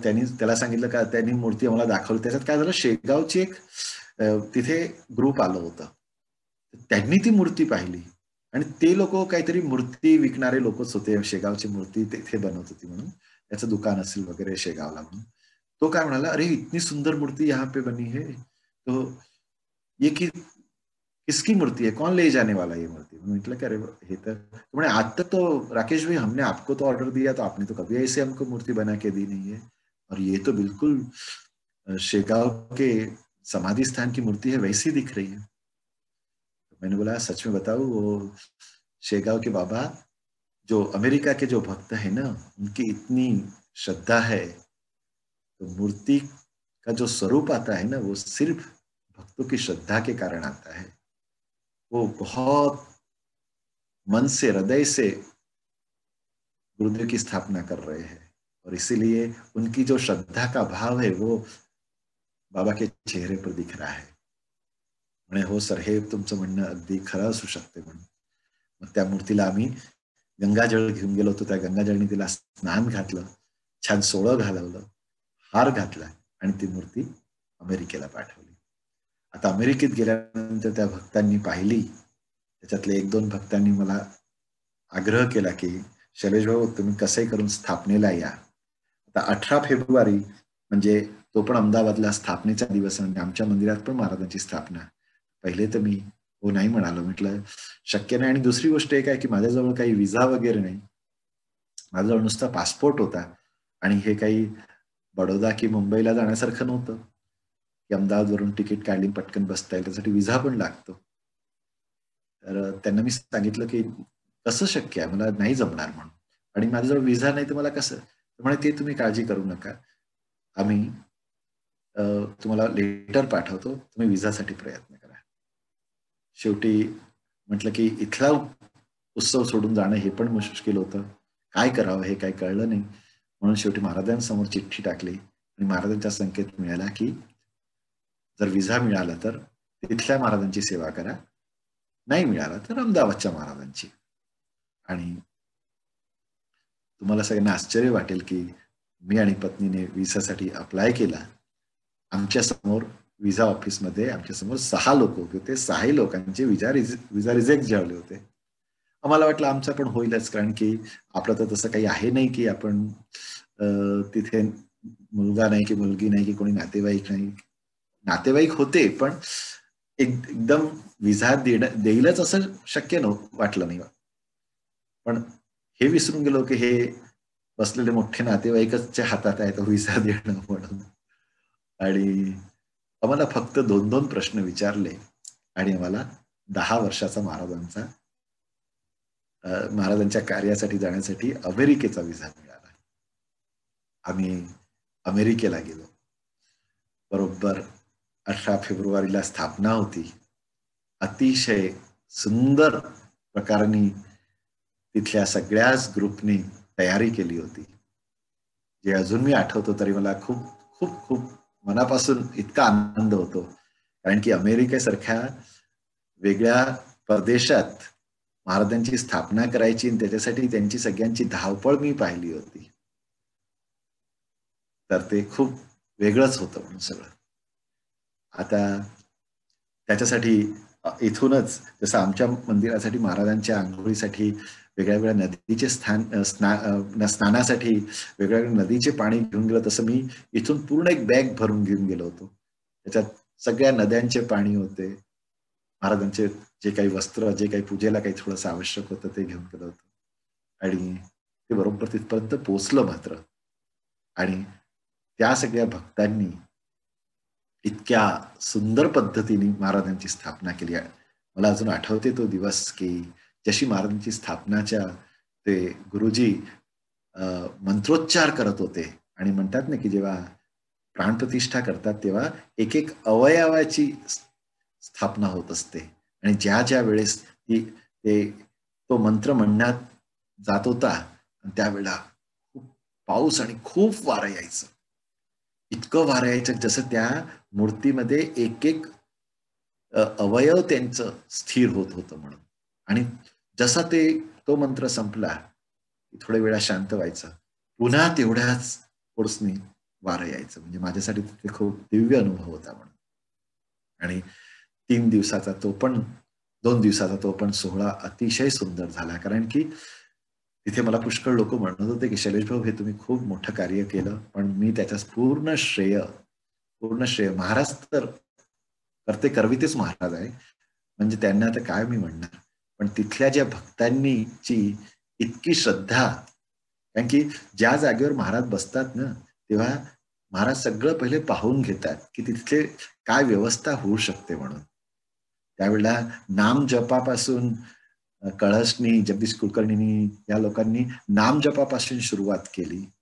ओमकार पाटणे हे सगळ्या लोक त्या सगळ्याशी जोडल्या गेले. तो सगळा उपक्रम कॅलिफोर्नियातले, सॅनोझेतले प्रकाश रानडे, अमित, प्रवीण हे सगळ्या लोकांनी, लक्ष्मीदासजी, जगदीश देशमुख, जगदीश देशमुख तर महाराजांनी असा पाठवलेला भक्त आहे की त्यांनी मुद्दामहून महाराजांनी की शेगाव जर उभं करायचं असेल तर त्याच्या वस्त्राचं कार्य कोण करेल, त्यांना सजवायचं कार्य कोण करेल, तर हा जगदीश देशमुख करू शकतो.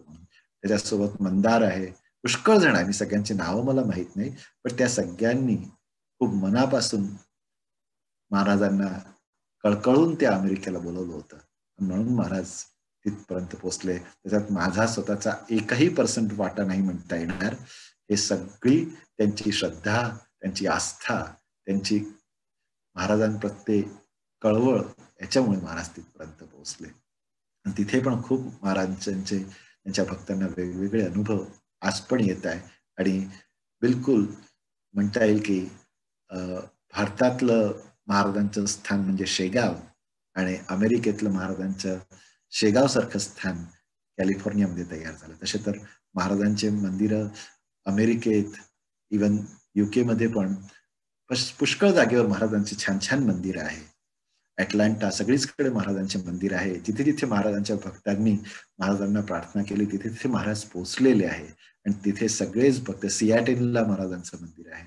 हे सगळ्या लोकांचं सगळे भक्त कळकळून महाराजांची साधना उपासना करून राहिले, म्हणून महाराज त्यांना प्रचिती स्वरूपात त्या स्थानावर पोहोचले आहे. असे वेगळे वेगळे अनुभव महाराजांच्या भक्तांना पण आले आणि मला पण. नाही तर मी अमेरिकेला कधी पण गेलो नसतो, पण ते अमेरिकेत जाण्याचं मुख्य कार्य महाराजांनी हे इतकं दिव्य अनुभव करून दिला मला. आणि त्याच्यामुळे मग लॉस एंजेलिसला पण जाण्याचा योग आला. ओमकार पाटणेकडे महाराजांचा खूप छान उत्सव साजरा करण्यात येतो. तो पण आम्ही अमेरिकेत आल्यानंतर त्याच वर्षी इथला स्थापना झाल्यानंतर तिकडे गेलो होतो. तिथला पण उत्सव, तिथल्या भक्तांची सगळे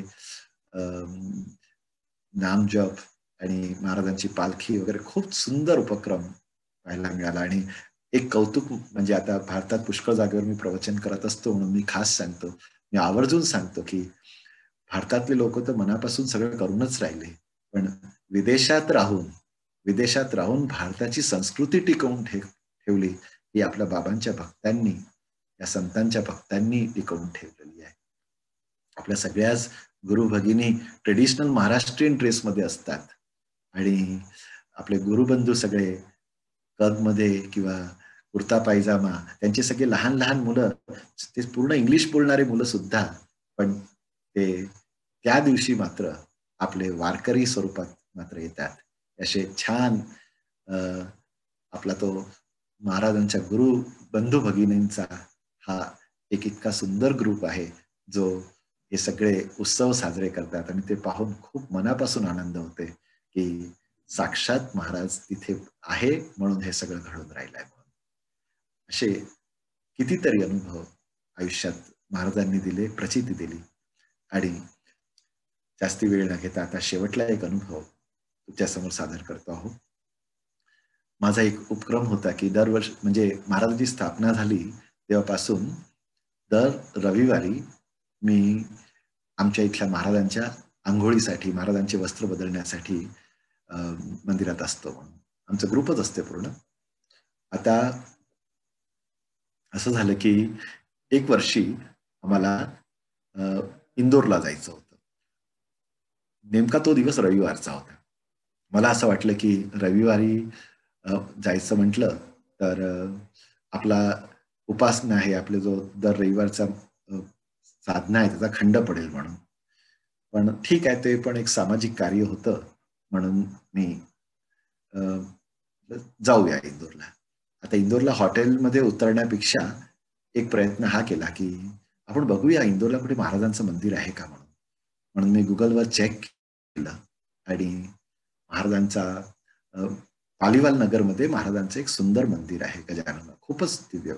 तिथे बेहरे बाबा नावांचे तिथले संचालक आणि ते खूप मोठे महाराजांचे उपासक म्हणून त्यांना फोन केला. त्यांनी सांगितलं, त्यांनी अहमदाबादच्या मंदिराचं काही ऐकलं असेल, त्यांनी मला म्हटलं हो तुम्ही या, इथे रूमची वगैरे व्यवस्था आहे म्हणून. आता आम्हाला तिथे राहायचं मात्र नव्हतं, मला फक्त फ्रेश व्हायचं होतं, महाराजांचं दर्शन घ्यायचं होतं आणि मग आमच्या एक सोशल कामसाठी जायचं होतं म्हणून आम्ही सकाळी पोहोचलो. त्यांनी छान आम्हाला रूम दिली, फ्रेश आंघोळ वगैरे सगळं झालं. मग आम्ही मंदिरात गेलो. मंदिरात खूप सुंदर एक भजनं चालू होते. सकाळीच महाराजांचा अभिषेक वगैरे होत होता, तो दर्शन वगैरे घेतलं आम्ही आणि मग आम्ही बेहरे बाबांना भेटायला गेलो. मग बेहरे बाबा म्हणाले, आमच्याशी छान बोलले आणि ते म्हणाले की आता तुम्ही माझ्या घरी चला म्हणून. म्हटलं नाही काका, आता मी तुमच्या घरी काही येत नाही, कारण की तुमची भेट आमच्यासाठी महत्वाची होती, बाबांचं दर्शन महत्वाचं होतं, म्हणून आता आम्ही तुमच्या घरी. पण ते काही ऐकायला तयार नाही. मग आम्ही त्यांच्याकडे गेलो. नंतर म्हणजे आपले गुरु आपले कसे लाड पुरवतात त्याचा हा अनुभव तुम्हाला सांगते. म्हणून त्यांच्याकडे गेल्यानंतर त्यांनी छानपैकी आमच्याशी आम्हाला चहा नाश्ता तर दिलाच आणि आमच्या गोष्टी चालू असताना ते एकदम खडकन उभे झाले. मला म्हणे की देशकर, मला तुम्हाला काहीतरी द्यायचं आहे म्हणून. तर मी म्हटलं की काका काही देऊ नका म्हटलं, महाराजांच्या कृपेने माझ्याकडे सगळंच आहे, फक्त द्यायचं असेल तर फक्त आशीर्वाद द्या. तर ते म्हणाय की नाही तसं नाही, मी देईल ते तुम्हाला महाराजांचंच काहीतरी देईल म्हणून.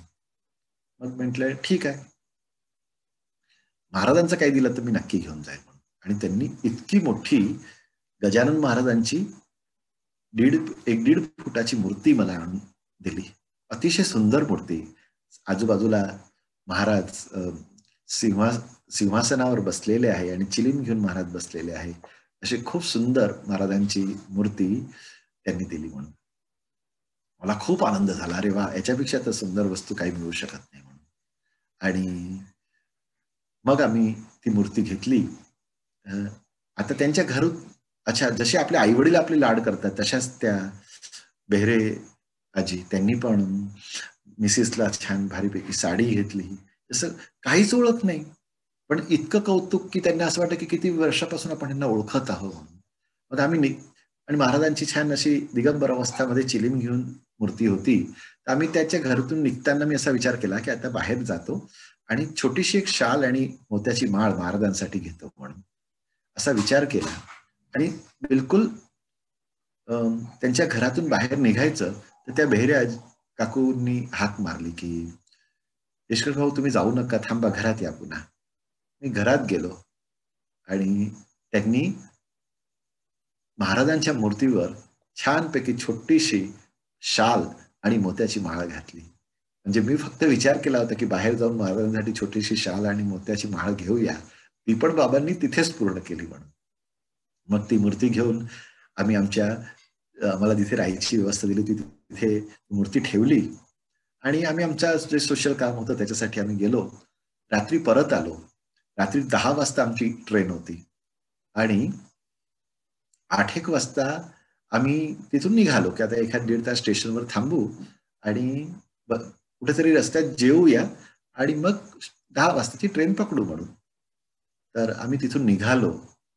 तर आता त्या रूम मधून बाहेर निघाल्यानंतर म्हणजे मंदिराच्या बागेस ते आमची राहायची जागा होती म्हणून तिथून आम्ही बाहेर निघालो. तिथे प्रसाद म्हणून लिहिलं होतं. तर मी बघितलं, त्याला विचारलं की प्रसाद म्हणजे इथे काय, कारण की आज सकाळपासून काही महाराजांचा प्रसाद आपल्याला मिळाला नाही असं वाटलं. तर त्यांनी मला सांगितलं की सर प्रसाद तर फक्त गुरुवारी इथे देण्यात येतो म्हणून. तर ठीक आहे, आम्ही तो तिथून निघालो.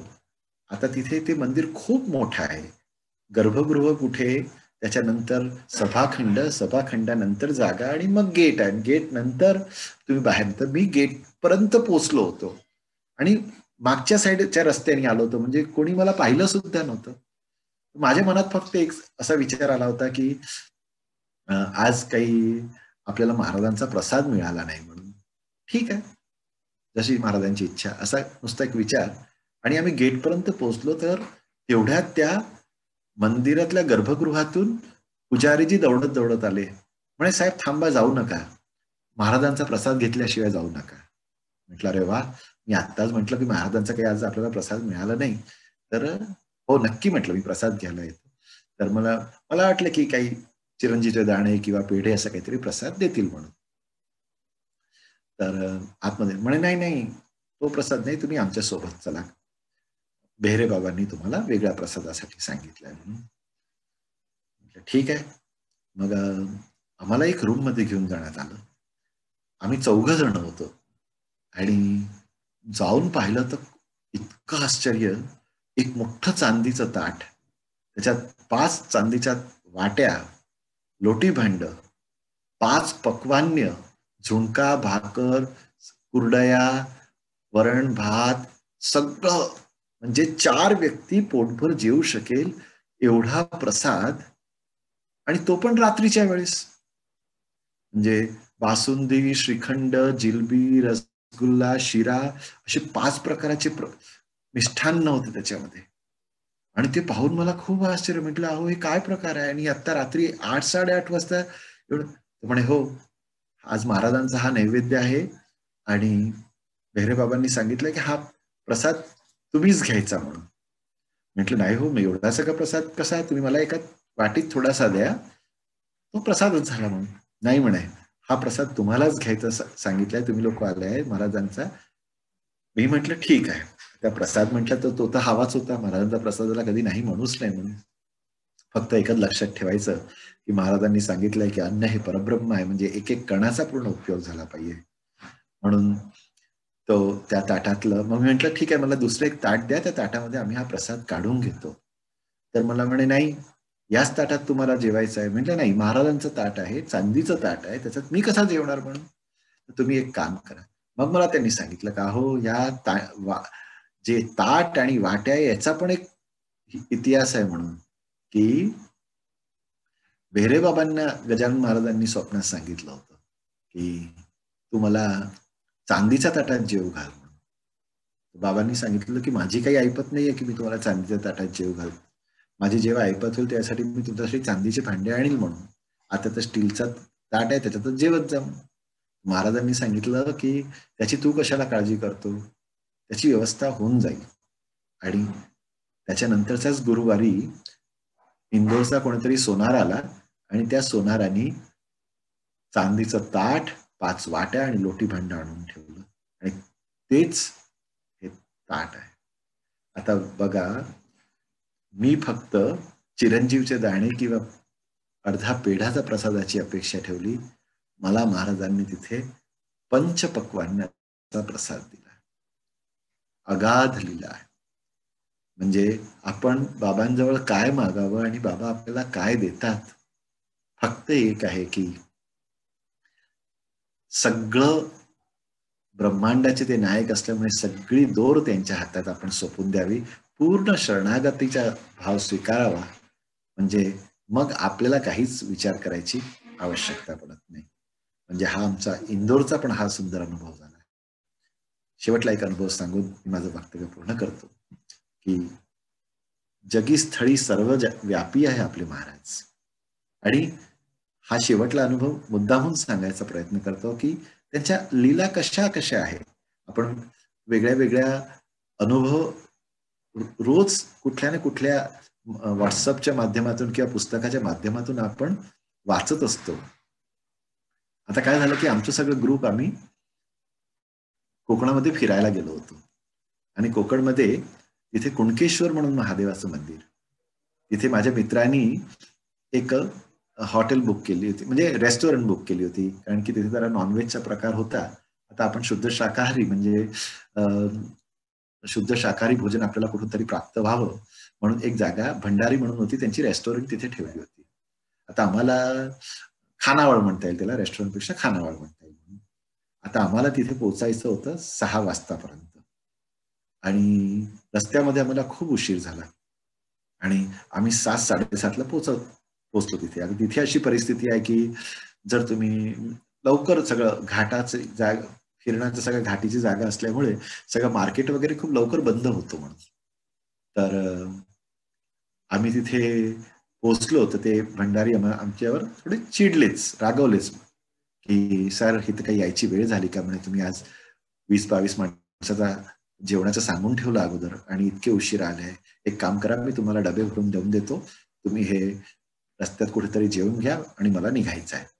मग मी त्यांना विनंती केली, म्हटलं अहो 20-22 माणसाला घेऊन मी कुठे जाणार, आम्ही 5 मिनिटात जेवून घेऊ. आणि आम्ही कुणकेश्वरचं दर्शन करून आलो. त्यांना काय माहित काय वाटलं, त्यांनी हो म्हटलं मला, ठीक आहे लवकरात लवकर जेवा म्हणजे मला लॉज बंद करताय. आम्ही सगळ्यांनी जेवलो आणि त्यांच्याशी मी बोलत होतो तेव्हा माझं लक्ष वरती गेलं. तर भिंती असं खूप उंच होतं, त्या भिंतीवर मोठा गजानन बाबांचा फोटो होता. गजानन महाराजांचा फोटो पाहून मी हसलो जोरात की अरे वा, इथे पण तुम्ही बसलेच आहात का म्हणूनच आमची ही सगळी व्यवस्था तुम्ही केली आहे म्हणून.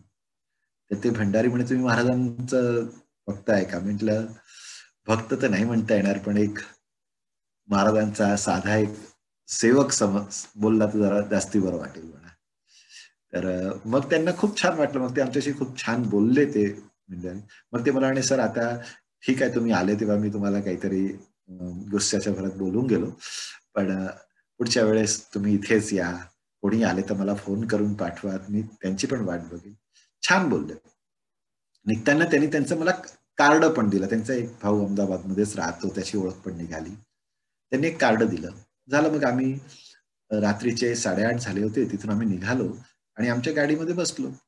आता काय झालं की तिथून रात्रीचे 9:30-10 वाजले. आमची गाडी निघाली आणि 35 किलोमीटर पुढे गेलो असेल आणि मी माझ्या पॅन्टच्या खिशामध्ये हात घातला.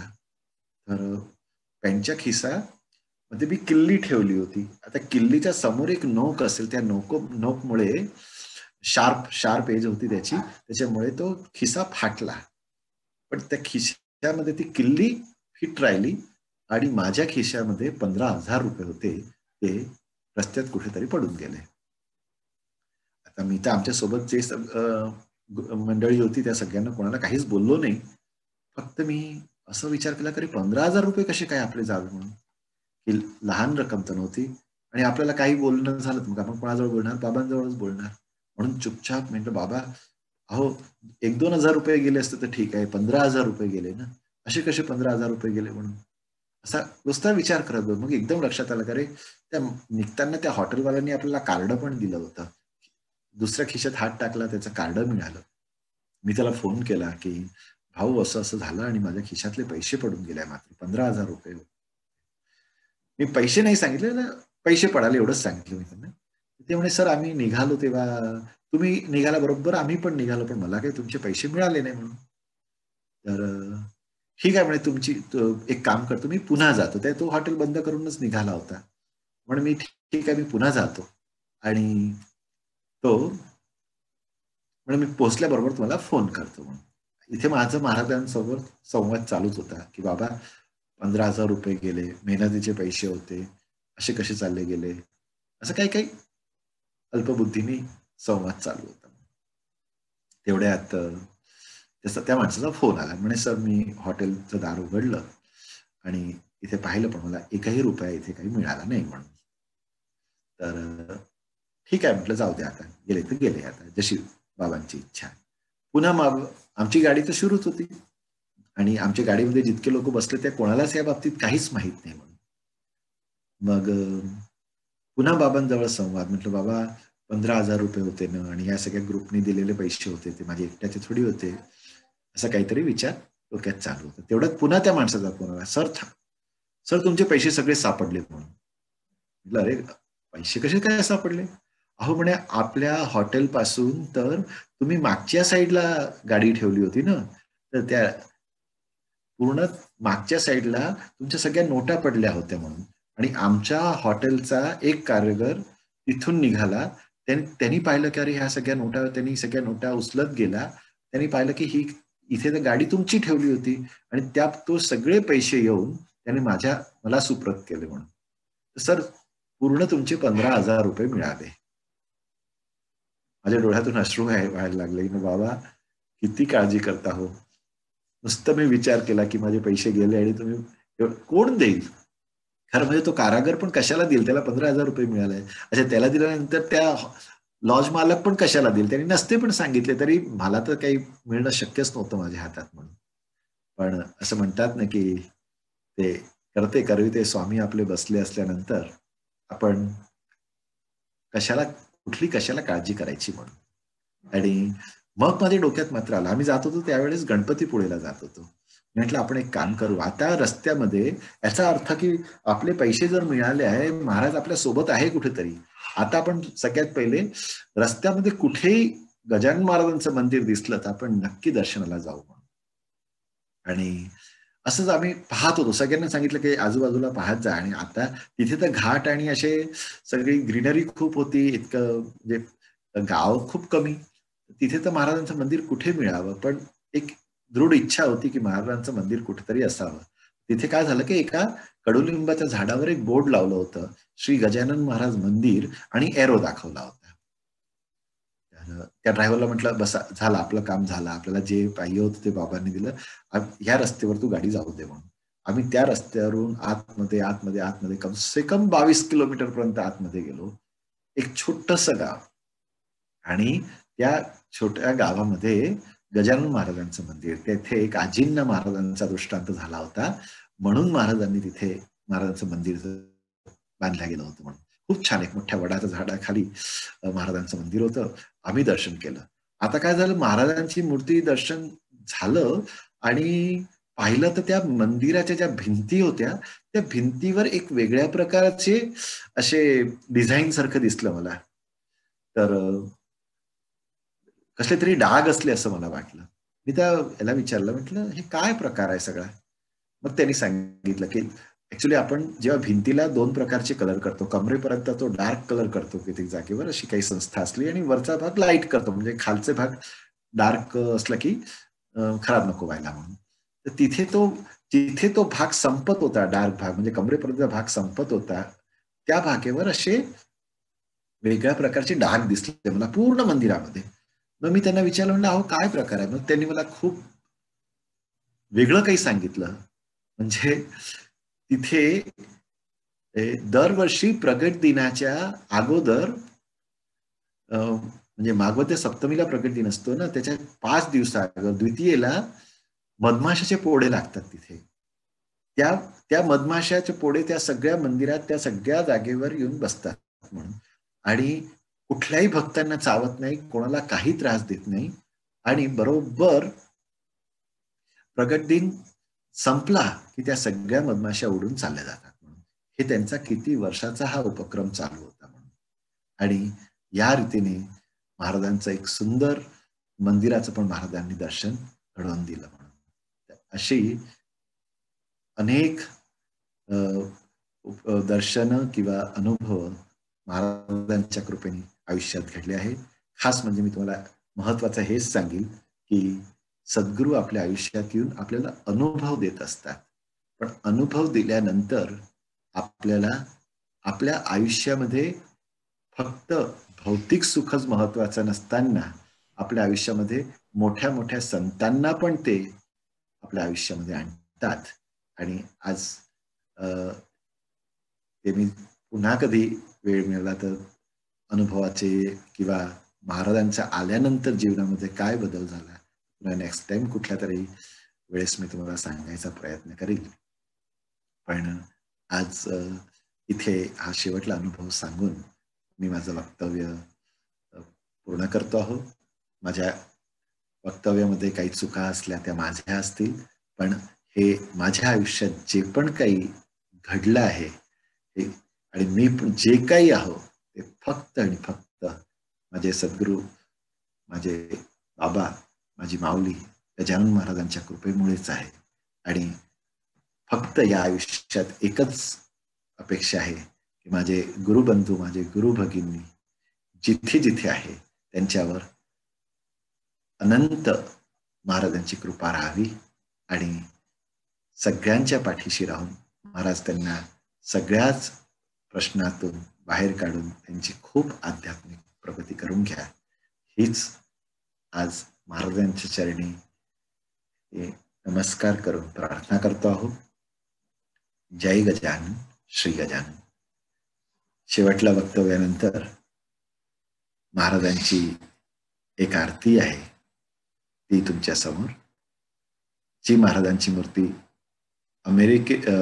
इंदोरवरून मला प्राप्त झाली आहे, ती मूर्ती तुम्हाला दाखवून तिची तुम्हाला समोर आरती करून माझं आजचा अनुभवाचा वक्तव्य पूर्ण करतो. अनंत कोटी ब्रह्मांड नायक महाराजाधिराज योगीराज परब्रह्म सच्चिदानंद भक्तवतीपालक शेगाव निवासी समर्थ सद्गुरु श्री गजानन महाराज की जय. जय जय आरती ओ वाळा श्री गजानन बाबाची.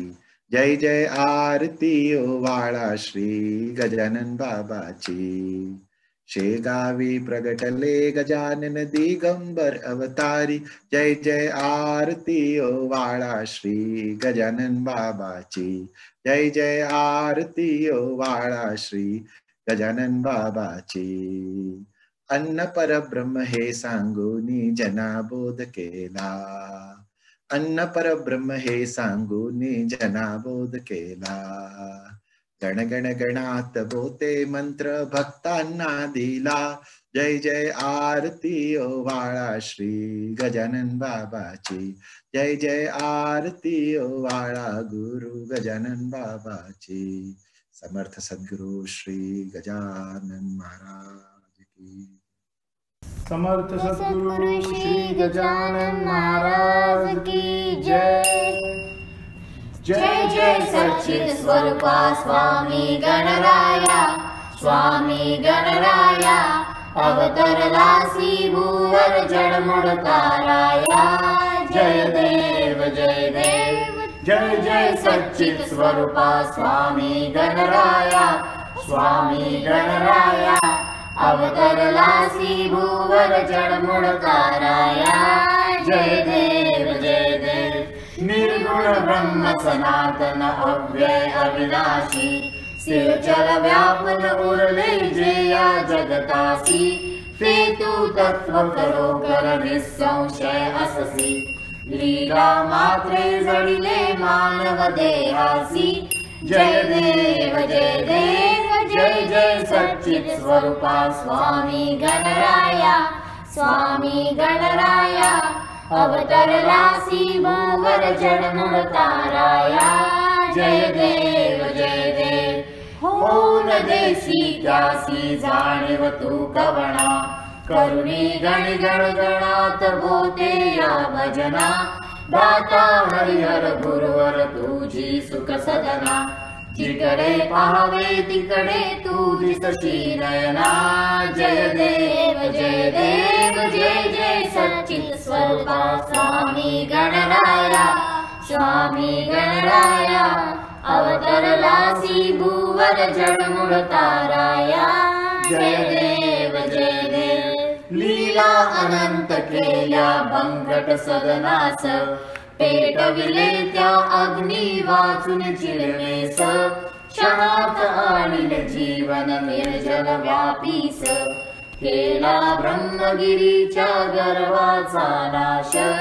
जय देव जय देव. जय जय सच्चिद स्वरूपा स्वामी गणराया. स्वामी गणराया अवतरलासी भूवर जडमुड ताराया. जय देव जय देव. व्याधी वाढून केले कैका संपन्न. करविले भक्ता लागे विठ्ठल दर्शन. भव सिंधू हा करण्या नौका तव चरण. स्वामी दास गणूचे मान्य करा कवण. जय देव जय देव. जय जय सच्चिद स्वरूपा स्वामी गणराया. स्वामी गणराया अवतरलासी भूवर जडमुड ताराया. जय देव जय देव. अनंत कोटी ब्रह्मांड नायक महाराजाधिराज योगीराज परब्रह्म सच्चिदानंद भक्तप्रतिपालक शेगाव निवासी समर्थ सद्गुरु श्री गजानन महाराज की जय।